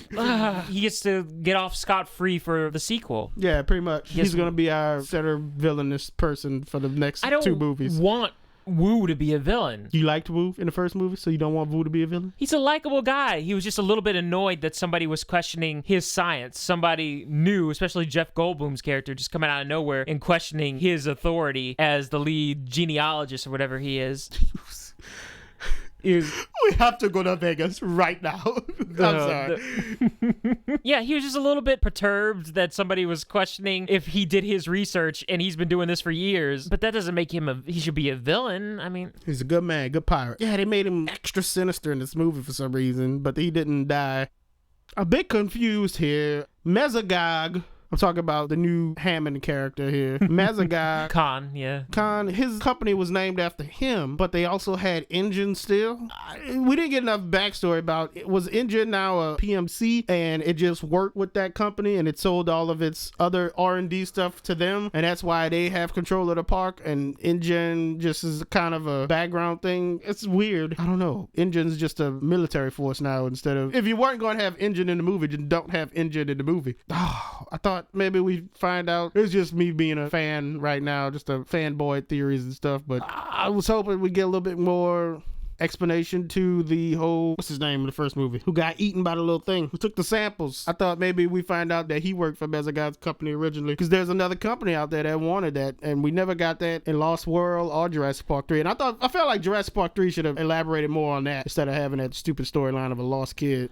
Not knowing anything, I wasn't really sure who made Jurassic World. I just assumed that it was the rival company now in charge of this, and that would explain why they're moving forward with it. But Mesogog Khan was so happy, and he's like, oh, people love this park. And he said, oh, I was a good friend of Hammond, and on his deathbed, he told me not to do this. So maybe it wasn't a rival company. Maybe it was an up-and-coming company who was like a sister company to MGen or something like that. Or maybe that whole deathbed thing was a lie. It was a lie. Maybe he murdered John Hammond. He murdered him, and he forced him to sign a will. Ooh, handing over the company to him. Check out that backstory right there. He's secretly the villain. Damn, but he died.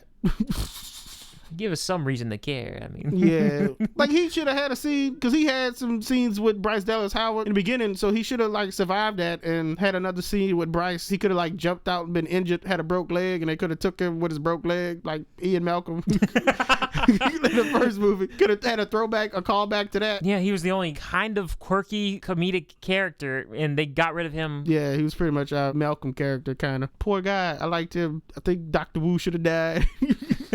But yeah, he should have had a scene with her to help balance out, help with the theme and them having a nice conversation about what's happening in the park and all that. Yeah, so security-wise for this park, since it's been open for years now, I mean, you didn't have an incident for years, you had to have at least somebody flew away or something, and you had to do something. Underground bunkers, did nobody in the writing room think of that? You just had to have that scene where they all get captured like that? That is actually how Disney World runs. All the cast members have underground bunkers, tunnels that they go through, and then they go up staircases or elevators into the backs of places behind rides and stuff. They actually function underground. There you go. go. But I'm talking about like a safety bunker where you got like bottles of water and stuff for these people to survive. Well, I know that, but I'm just saying you could have at least done this because it's based on something that actually is in reality too. I mean, yeah, but have a cast area below deck that people can run down to. So instead of funneling everybody to one area, you could say there's an emergency, get to the safety bunkers, you know where they're lolocated, the big lime green doors or something like that. Yeah, why wouldn't anybody have thought of it?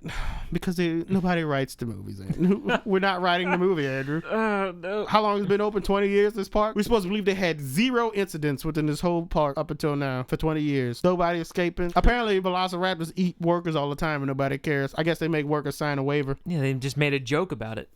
Something escapes. You have to have something to protect your people here. Other than that, I did like it better than I thought I would. I enjoyed the dino climax fight sequence when the T-Rex and the raptor formed their Megazord. I mean, it was enjoyable, but it's like something out of another movie. It's something out of a fan film. Fan film. Yeah, it was weird. Like, I'm getting this movie's kind of all over the place. It's a bit of a mess for me. I love the design of the park. I love bits with every single character. Park was nicely designed. Yeah, that was one of the best parts of the whole movie, and I guess that's why I wanted more of that, seeing just how it functions. Like, they need to build a real park. Let us go to it. No, I'm not going there. Not with real dinosaurs. Just build that layout for us so we go and we get the feel of it. But the props department and everybody, they made so many things. Like, they made actual guide maps with all the things on it, and we never got a shot on the camera of. So many things that we'll never see on camera were made for this movie, and I wish we could have gotten to see a little bit more of that effort. You know what they should have did? They should have had a scene in a restaurant, their dino-themed restaurant, and like order something off the menu. Like, let me get the Rex steak or something like that, or the Rex burger or something like that. They didn't have that. In the first movie, they had a whole layout, Jello and everything was sitting there. You could have something equivalent to whenever Harry is first going into Diagon Alley, and he's just looking through and he's just seeing all the shops, and you would cut inside the shops, hear people talking about stuff going on inside the shops. You could have something like that in the hub. That would be great. That would be great. Gray and Zach just looking around and wonder at everything that you can do in the hub, and panning shops as you're going by. These chefs doing fancy moves while they're cooking, people ordering stuff and buying t-shirts. And all they really got was being inside that main pyramid building. Yeah, but it's... And they should have showed... I know that park's bigger than that. There was other areas. Come on, man. They just had that one hub. That pterodactyl cage was so far away. Yeah, why? How do you get there? Yeah. That's a hard one to get. Yeah, people walk in this park, or do they drive? Where do they go to the other areas of this park at? I don't know. The monorail doesn't look like it goes everywhere. It looks like it just goes back to the resort and takes you for a little tour. Like, it maybe goes to the resort, it can go to the main hub, and then it can go to just outside of the gate. Seems to be its track. This restricted area. What's in that restricted area, Andrew? What do you think's hiding in there? I don't know. I think that's where they got some loose sources around there. You talking about that gate that was broken? No, they showed a whole map of the island digitally on their computer screen, show where the park is, the middle area, and at the top of the map it says restricted area. Part of the map is restricted. I assume that's just the buffer zone that they put in place in case anything got out of containment? No, we've established they don't give a shit. They don't build safety things. You think that's where they test everything at? That's why it's restricted area? Yeah. Okay, so it's like not an employee area. Okay, yeah. So it's not restricted area for employees. Yes, yeah. Why they didn't put employees only area? I'm thinking they got something out there that's some kind of virus. Restricted seems dangerous, right? Yeah, restricted area. And I was like, oh my God, what's out there? It's some dinosaurs that had mutated or something right now. Like, I didn't even get a Jurassic World commercial in this movie. That's like a parody of a Disney World commercial. Give it some sort of a slogan or something. Like when a kid was in his room in the beginning, he should have looked over at a TV and seen it. Yeah, cut to an ad for it or something, and then pull out of his TV, and then you're in his room. Instead, you got Jimmy Fallon. Just to remind you that this is a Universal movie, and Jimmy Fallon works at a Universal NBC network, and he has a late night show that everybody loves that does nothing but pander to 90s kids. Hurts my feelings. It panders to us. Yeah, so of course he would be in a movie that is... From the 90s, a sequel? Yeah, a sequel to a 90s movie. What you mean he panders? I never seen the show. What do he do on there? He's constantly doing references and creating reunions for 90s shows. He had that Full House reunion, Saved by the Bell reunion. He's constantly just doing stuff to pander to our demographic. I feel you. Hurts my feelings, but it was amusing. Yeah, it was enjoyable. Because obviously, I very much enjoyed this movie. Because Disney World would have for their ride videos, they bring in a celebrity every once in a while and have them explain the ride, so it makes sense. I'm not necessarily knocking it. I just maybe somebody else besides Jimmy, because whenever I see Jimmy, all I can think about is this is a Universal movie, and you're just promoting his show by having him in the movie. There you go. So the side story of Kingpin wanting to use the raptors as weapons and stuff, they got that from the internet. It seems like what the whole theory of the next movie be that they're gonna have lasers attached to them and stuff. So you think we're gonna have that in the next sequel, you think? That's what they directly set up, is that the military has they're gonna militarize samples. these dinosaurs. Yeah. Dr. Wu escaped and he's in it with them. I don't know about that. That's how it's gonna be. That's gonna make it bad now. They compared it to drones and stuff. He was like, we can't send drones underground. And yeah, but the drone ain't gonna eat you. He was trying to make it out when they compared him to drones, but any logical person would know, oh, the drones are better. Yeah, they sent it in a velociraptor. Why would we send in this meat-eating machine? This guy's mental. He's just that crazy. That part was a little. Oh, I wow. guess he was trying to do that, but he didn't come off. That's why he kept trying to do his sales pitch throughout the movie, Andrew, because everybody was like, Nobody "Oh my believed god, it. yeah, this is not gonna work. You're an idiot." I wish that had been a joke at least then. Like people just reacting to him like this and shutting him out. That could have been a fun. I needed a little bit more. I think I needed a little bit more fun in the movie, and then take the fun out of whenever people are getting eaten. It's like, why are you making those scenes funny? Those aren't supposed to be funny. Why am I? The fat guy's looking like. He doesn't like an F my life joke. Instead of crying and scared like this is it, he is gone from this world, sir. Instead he just does a little almost said the F word joke and gets eaten. Sad stuff. I mean, the guy on the toilet was played for laughs, as you said, but the guy on the toilet... But he was a lawyer and he was a bad guy. Yeah, but he was panicking. He didn't just say F and then just get eaten. He was like, oh, no! Fat guy just took it like, I don't really care. He knew he couldn't run, I guess. Guess he had nothing to live for. That's sad. Well, said all I had to say. You try to wrap this up. Yeah, I mean, what else you got? You got something else? What else you got? There's plenty to talk about, I'm Well, sure. that's all I had for the things that really bothered me, and I just really much enjoyed the rest of it. Trying to think of something else. They had the John Hammond statue in the background, but you didn't get a close-up shot of it. No, I didn't even see it because of that. It would have made a lot of sense if instead of having those people funneled into that, they told them go back to the hotel area, and when you get there, go to the hotel area, there's a big gate that closes off. And then I could have had my hotel access. Hotel access, but ain't nobody would have got in that hotel access unless the pterodactyls picked them up, picked up a raptor and threw him over the fence. But yeah, okay, yeah, I can see the pterodactyls breaking into the hotel and attacking. You think that would have been better than the open area? Because the open area was going to be slated for the climax anyway. Yeah, we're gonna see that there. So yeah, they should have went to the hotel. I wanted to see more of the amenities, more of the side so you check. can see maybe the dino pool in the hotel, the raptor-shaped pool or something.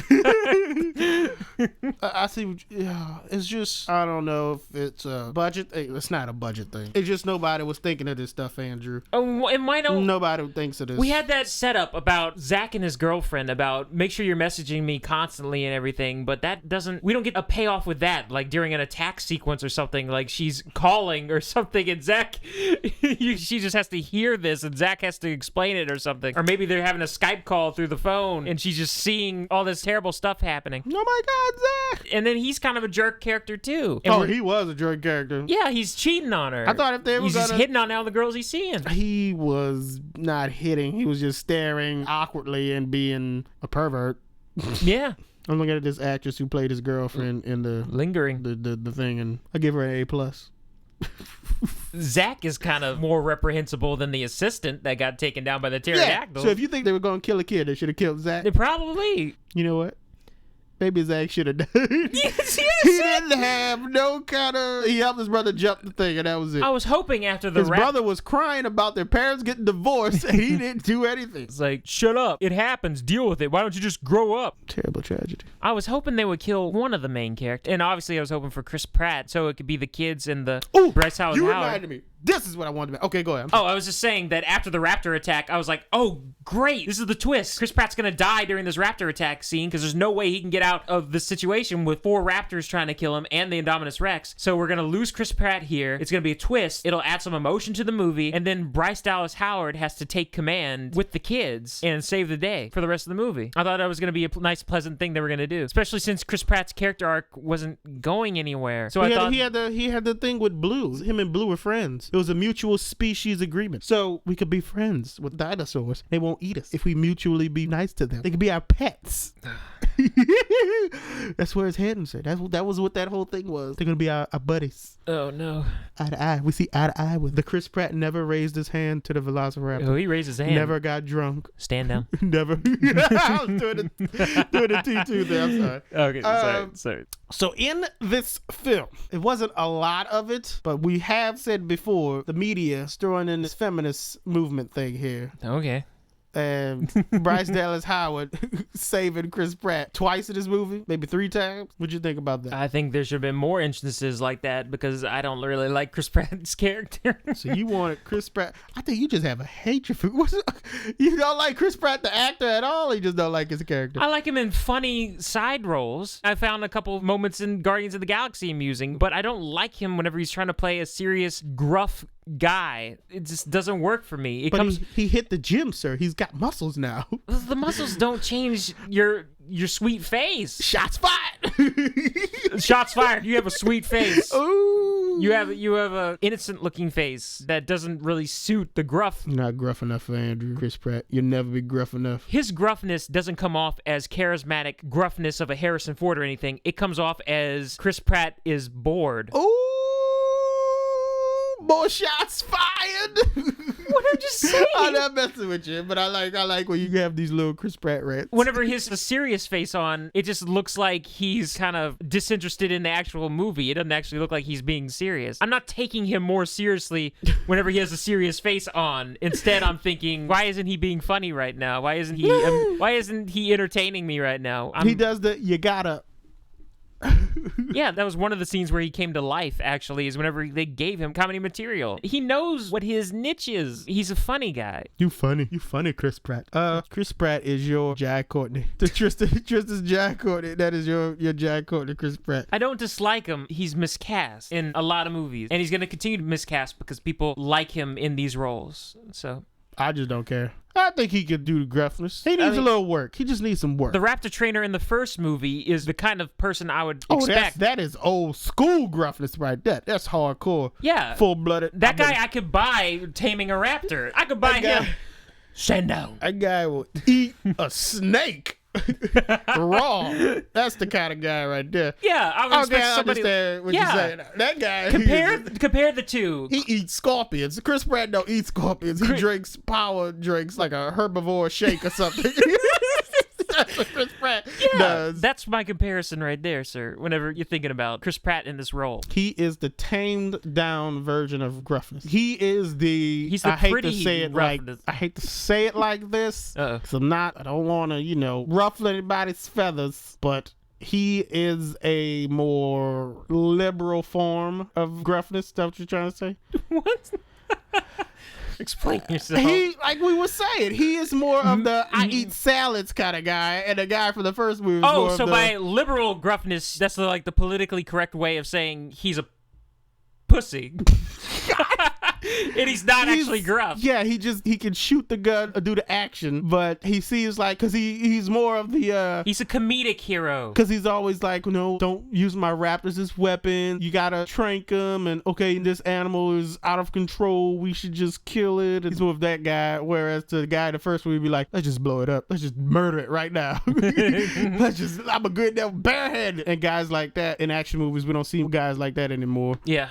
And Chris Pratt's replacing him. So you think that might be part of feminism by kind of emasculating not just the Bryce Dallas Howard has her moments, but that the male character has to be sympathetic and not as gung-ho about doing anything. And he's demasculated as well? That's what you're saying? Yeah. That's probably part of it, Andrew. You can't just... Why was you just getting to... Yeah, like in Mad Max Fury Road, you didn't present Mad Max as an equal of Furiosa. Instead, she just led the way the whole entire movie, and Max doesn't do anything. He stops the war guy off screen. Yeah. As a joke.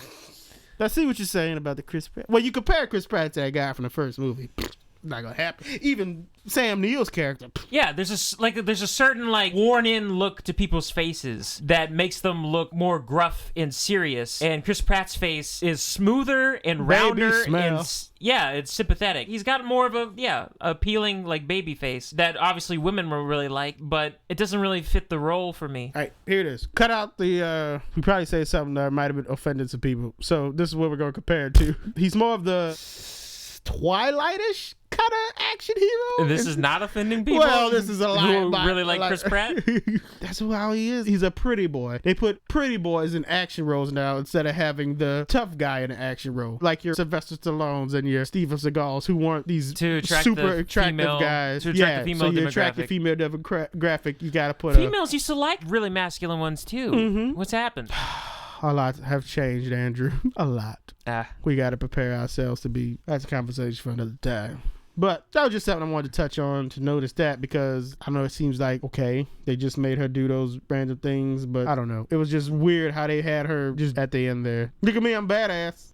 Oh, she's running in heels. Okay, maybe the T-Rex should have killed her. Yeah, maybe the T-Rex should have killed her. Oh, yeah. Thank you for finally signing with me. That's the one thing I noticed. There was a long shot of her waiting outside the pen. Okay, she's going to get ready to run. And you look down, and woo! She's still got her heels on. Because we need to send the message that women can do everything men can do and wear high heels. At the same time. Don't take time out of your busy schedule on the way there to maybe like jump inside a gift shop and put some sneakers on, some Jurassic World sneakers.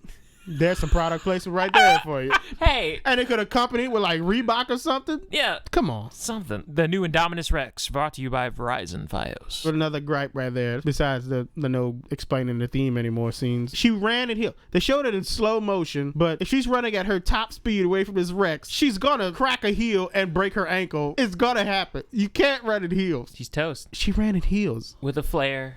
Away from a T-Rex that could go 30 miles per hour, man. I can get the running from the T-Rex, but the heels. You're wearing heels. She wore heels the whole movie. What a revelation that is. Oh. You mean she was walking in the wilderness with heels next to the waterfall while they were investigating? Where there's soft soil and everything, and she's wearing heels, Andrew. At no point did somebody offer her replacements. They could have an extra pair of shoes in the back of that ambulance. She was driving in the ambulance with heels on the pedals. That is pretty dangerous. How do women do that? Drive with heels on the pedals? They're better than us, Andrew. They could do that. It could like slip and stab the carpet and get stuck in the carpet or something, and then you're stuck on the pedal, and then oh my goodness. They're magical creatures who are just better than men, and they could do better things than us like that. All right, as long as you're willing to admit that. Oh, sure. This sarcasm has been brought to you by Verizon, Samsung. Oh no, Samsung, Mercedes. They did mention Verizon at one point in this movie, didn't they? Yeah, they said Verizon was going to sponsor the Indominus Rex. Verizon presents the Indominus Rex. It's like, why don't you just start naming the dinosaurs after him? How about the Doritosaurus or the Steatosaurus? Oh yeah, that was that guy's joke. The one jokey character's joke. Other than that, I enjoyed it. Enjoyed the dinosaurs again. People are fascinated by dinosaurs still. I'm still fascinated by dinosaurs.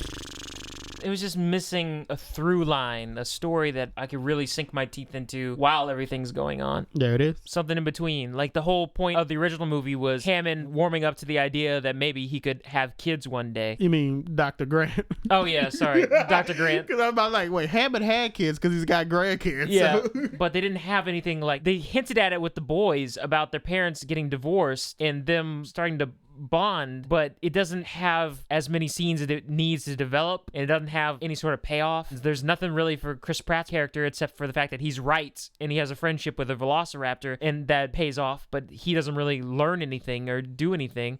He just turns out to be right. He's always right, and he's always the man, and he always escapes. Guy can do no wrong. He is the Ian Malcolm character, Dr. Grant, and the raptor guy from the first movie rolled into one. Bryce is the one who has the most development, I guess. But even then, there's not something that really solidifies it at the end. Well, she didn't stick with the kids a lot, but they set her up for that whole thing, because when she was on the phone with her sister, it was, you'll thank me one day when you have kids or something like that. She's like, yeah, if. And she's like, when. They're like, oh, you're using mom's lines now and all that. So they set her up for that kid plot, but it didn't go through. It didn't go anywhere because she didn't stick with her nephews throughout the movie. They just met back up. She saved them, but they didn't care that she saved them. They were worried about, oh, Chris Pratt saved us. Yeah, so there's just a lot of non-starters, a bunch of stuff that gets set up, but we don't go too far with it, and we just concentrate on the plot that we have to get to the end of, and the action that we have in store, and the fact that we have this fun surprise climax, which I will admit, it's a fun idea. Everybody was really excited, and they actually played it right. They had the music and everything. You can tell they worked hard on that final scene where it's a surprise that the T-Rex is going to be the backup that takes down the Indominus Rex. Backup. That's all I have to say. My rating, I'm gonna go ahead and give it a 4 out of 5. Whoa. Yeah, I enjoyed it that much. That much? I did. Really? I'm surprised I enjoyed it that much. It appealed to the kid in me back in the day when I first watched Jurassic Park. I just cared about the dinosaurs and didn't really care about the stories and stuff. And the story wasn't too bad in this movie to where it dragged me out of it. So I just enjoyed the dinosaurs. It felt nice and I enjoyed that climax. It felt like a nice fan service, like you said, to everybody that didn't like Jurassic Park 3. That's what this movie is. Literally an homage to the first two movies and an apology for Jurassic Park 3. What they did to the T-Rex. As a fan of Jurassic Park movies, yes, I enjoyed it. 4 out of 5 for me. That high. And I guess I'll just reiterate some points real quickly. Lots of great ideas, great concept. Wish I could have seen more of the park. The character arcs started in some places that looked interesting but didn't really go anywhere. I wish we could have gotten more of certain actors and actresses. Judy Greer is, once again, wasted in another role where she just doesn't get to do anything. I love that actress, Judy Greer. Yeah. She is an amazing lady. I think she's very pretty. She needs something big. She needs her own movie. Yeah. She should have been in the role instead of Bryce Dallas Howard. There you go. That's rude to Bryce Dallas Howard. But anyways, I would have liked to see Judy Greer in that role, though. Well, I do enjoy Bryce Dallas Howard a lot in other things that I've seen her in, so I actually really like her performance in The Village. Very charismatic and quirky and fun. I liked that bedtime stories movie that M. Night Shyamalan made as well, whatever that was called, where it was set in the hotel and she was that creature. I kind of liked that movie, too, and nobody liked it. I thought that was like one of his better movies. Oh, I know what you're talking about. You got your boy Paul G. Lady in the Water. There you go. It's about mythical creatures in the time. Everybody just gave him a hard time after. What was the one he did after? It was The Village after, because that was a movie after The Village. Yeah. They gave him a hard time. Lady in the Water sucked. I didn't think Lady in the Water was that bad. I actually really enjoyed Lady in the Water, and I think it's the last one that I really enjoyed from M. Night Shyamalan, but I did enjoy it. The Happening is a straight-up comedy. How would you just get on M. Night Shyamalan? Oh, you're talking about Bryce Dallas Howard. Okay. Yeah. Complimenting other roles she's been in, because, I thought she played this one a little too stiff at times, and she could have put more gusto into a couple of the funny lines that she had. I remember there was something that she said to Chris Pratt at one point, if she had delivered it with a little bit more oomph to it. Most of the audience didn't laugh, but I thought, that was actually a fun line. I wish she had said it a little bit better. Oh, fun fact for y'all who don't know, but the T-Rex in this movie is the original T-Rex from the first movie. Has the scratches from the velociraptors on him. You could get a clear shot of it at the very end of the movie. He survived, or she survived, I'm sorry. She's their oldest dinosaur. They didn't make any mention like, she's our oldest dinosaur. She was here from the original park or nothing like that. I didn't hear that in the speakers in the background when they were in that little thing. Maybe I just didn't pay attention, but that's a fact for y'all. Shout out to Original T. I wish they had a little bit more playfulness with cameras, because there was some fun stuff in the first movie, like where you got a reflection and you thought that the raptor was about to get the girl, and then it turns out that it was just a reflection off the door and the raptor slammed into nothing. And there was some playful stuff with the setting and staging. Anybody, whenever people read the script and scout for locations, nobody does. I guess maybe it's a thing where they can't speak out and they have to just keep their mouth shut, just do their job. But it, like, maybe they could say, hey, for this action scene, how about look at this right here? We could do something with that or do something with this. Nobody does that anymore. Or that director doesn't know, I got these things here. Maybe I could do something with this. So yeah, Andrew, that's part of Hollywood these days. Nobody utilizes everything that they have on the set. You do see the behind the scenes stuff of Spielberg, and he's got his little, I don't know what they call it, that little lens scope that you carry around that has all the different lens types that you can adjust to, and you can just lie on your back, put it anywhere, and just see where you want to put the camera for a scene. You see him use that a lot whenever you look at behind the scenes footage. Like, he gets to the set and he leaves time to also discover new ways he could shoot the scene, and does it. He has some time to actually improvise. I don't know how much they do that these days. They don't. The studios just tell them, this is what we want, you're sticking to this, we have to get this out in a certain time. I think that's also part of the reason why we don't have animatronics anymore. It takes time to build animatronics, and when they're in pre-production, this is what the time you have for pre-production, this is the time you have for production, post-production, you finish all this with the CGI, and that's it. We're ready to move into marketing and stuff like that. I think that they don't take time in pre-production to get animatronics and stuff done, because then pre-production used to last for like a year or so before they start filming the movie or something like that. Now it's what, a few months? It could also be CGI. Obviously it's not necessarily cheaper, but it could also be, in the long run, like you're gonna have a bunch of props left over that you have to deconstruct or move or store somewhere. I think it is cheaper because you'll have about 4 people working at some computers to do the CGI, but you have whole teams of people creating these big animatronic things, T-Rex head and stuff like that. Transporting it to and from the set. And so you can't... Storing it somewhere. You have to pay them, and they don't want to pay all them, even though make your movie better. And people be more reluctant to buy merchandise from your movie, but whatever. Oh yeah, just pimp out the merchandise of Jurassic World World in the Jurassic World theme park. It's like the perfect merchandising opportunity for stuff that you could have made. I guess maybe they were worried that we don't actually have the merchandise on store shelves that we're showing in this movie right now. The lunch boxes. Yeah, you like from the first Jurassic Park. Yeah, there's more original Jurassic Park merchandising in the first film than Jurassic World merchandising that you really see in this one. We always going to tell little Hollywood rants. But yeah, that's all I got. 4 out of 5. Oh yeah, Raymond. One more thing I almost forgot, because the movie forgot, is that this is set at Christmas time. There was a scene after they were making fun of their little kid because he was getting erections and horny for that little girl, and they were about to drive him to the airport. They were playing some sort of Christmas music. I forgot exactly what it was, but there was Christmas music playing, and I was like, oh wow, I didn't expect this to be a Christmas movie. It's going to be Iron Man 3 all over again, where we're going to see the Christmas show at Jurassic World. Maybe there's going to be Christmas lights at night at some point. We didn't even get a fireworks show in this movie. Yeah, because when it became nighttime, he was telling everybody to die. Maybe it could have been an automated one, and so it's just setting off fireworks and playing the music right after the T-Rex that they killed him.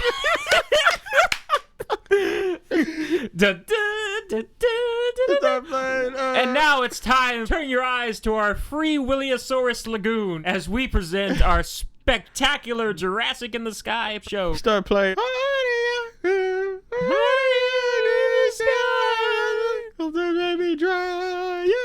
T-Rex. Chris Pratt.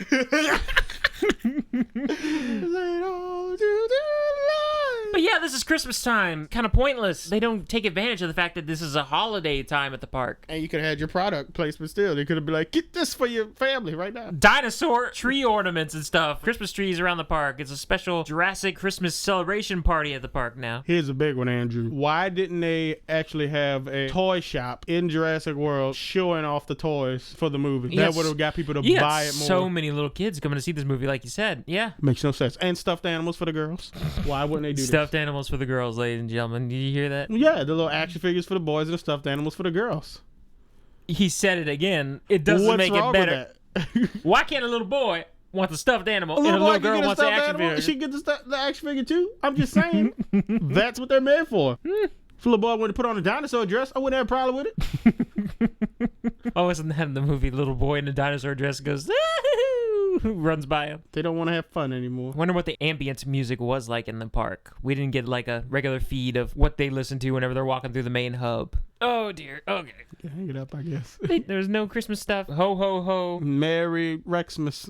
The guy who decorates his desk with all sorts of dinosaur stuff. You think he would have some Christmas stuff around the dinosaur stuff as well, because he's the rebellious guy who celebrates stuff. I still don't think this was at Christmas, Andrew. Why did they play a Christmas song? Are you sure? They played a Christmas song. We'll have to watch it on the way to the airport. Okay, moving on then. What if Andrew has that left? I think we pretty much covered it. We covered it. Are you still banking on Genesis, sir? I might somehow be delighted by Terminator Genesis. Somehow. All right. It's not going to be amazing, but I don't. Well, now I'm doubting myself. Now I'm doubting myself after watching Jurassic World, though. Jurassic World caused you some doubt. I think this is as best as gonna get this summer, sir. This ain't gonna get better. Have you checked the schedule? There ain't gonna be nothing else. My favorite parts of Jurassic World, there were 2 shots that I really found memorable, and it's not stuff you would really think it should be. There was that shot after the pterodactyls break loose and they have to run to the trees. There was this great helicopter shot, beautiful looking field, and whatever these trees were, long stem trees. I really loved that shot. For some reason, that shot stuck with me. I don't know why. And then there was another shot because it's probably real trees and not CGI. Well, yeah, I guess it's like, oh, that's beautiful and it's real. And then there was also a shot that I really liked of the raptor pack running straight towards the camera in slow motion or something with headlights behind them or something. Oh, I know what you're talking. Yeah, I really like that shot. Nice. Like something about the way their feet were moving in slow motion. Yeah, that was great. Huh? That's it? Yeah, was I about to say something else? I don't know. We were talking about Genesis, and I don't think we covered it all. Cowabunga? Cowabunga. Cowabunga. T-U-R-T-L-E. Power. Or D-I-N-O. S-A-U-R. Power. Power. All right. Well, you ready to shut us down, sir? On the half shell, it's a hero's fall. Oh, we could go into music. This day and age, you could ask for more. I'm sure there's a lot more to say, but You finished right now? yeah, salute to all the artists that work on this movie, designing everything that happened in this movie. We give people crap, but y'all good people. Yeah, the set work, the plant people, the people who bring in the plants and stuff. I don't know. They knows what locations that they found. No, I don't know. The people who get the fountains working outside of the main hub and shooting across. Salute. To all employees of Jurassic World, salute. Salute. We didn't get that message that Universal usually puts on there that this film supported 15,000 jobs, do we? They're not. They laid some people off for this movie. No. Sad bombing. All right. Well, that sounds like a horrible note to end it on. All right. For the Parking Lot Projectionists, I'm Andrew. And I'm Raymond. Shutting it down.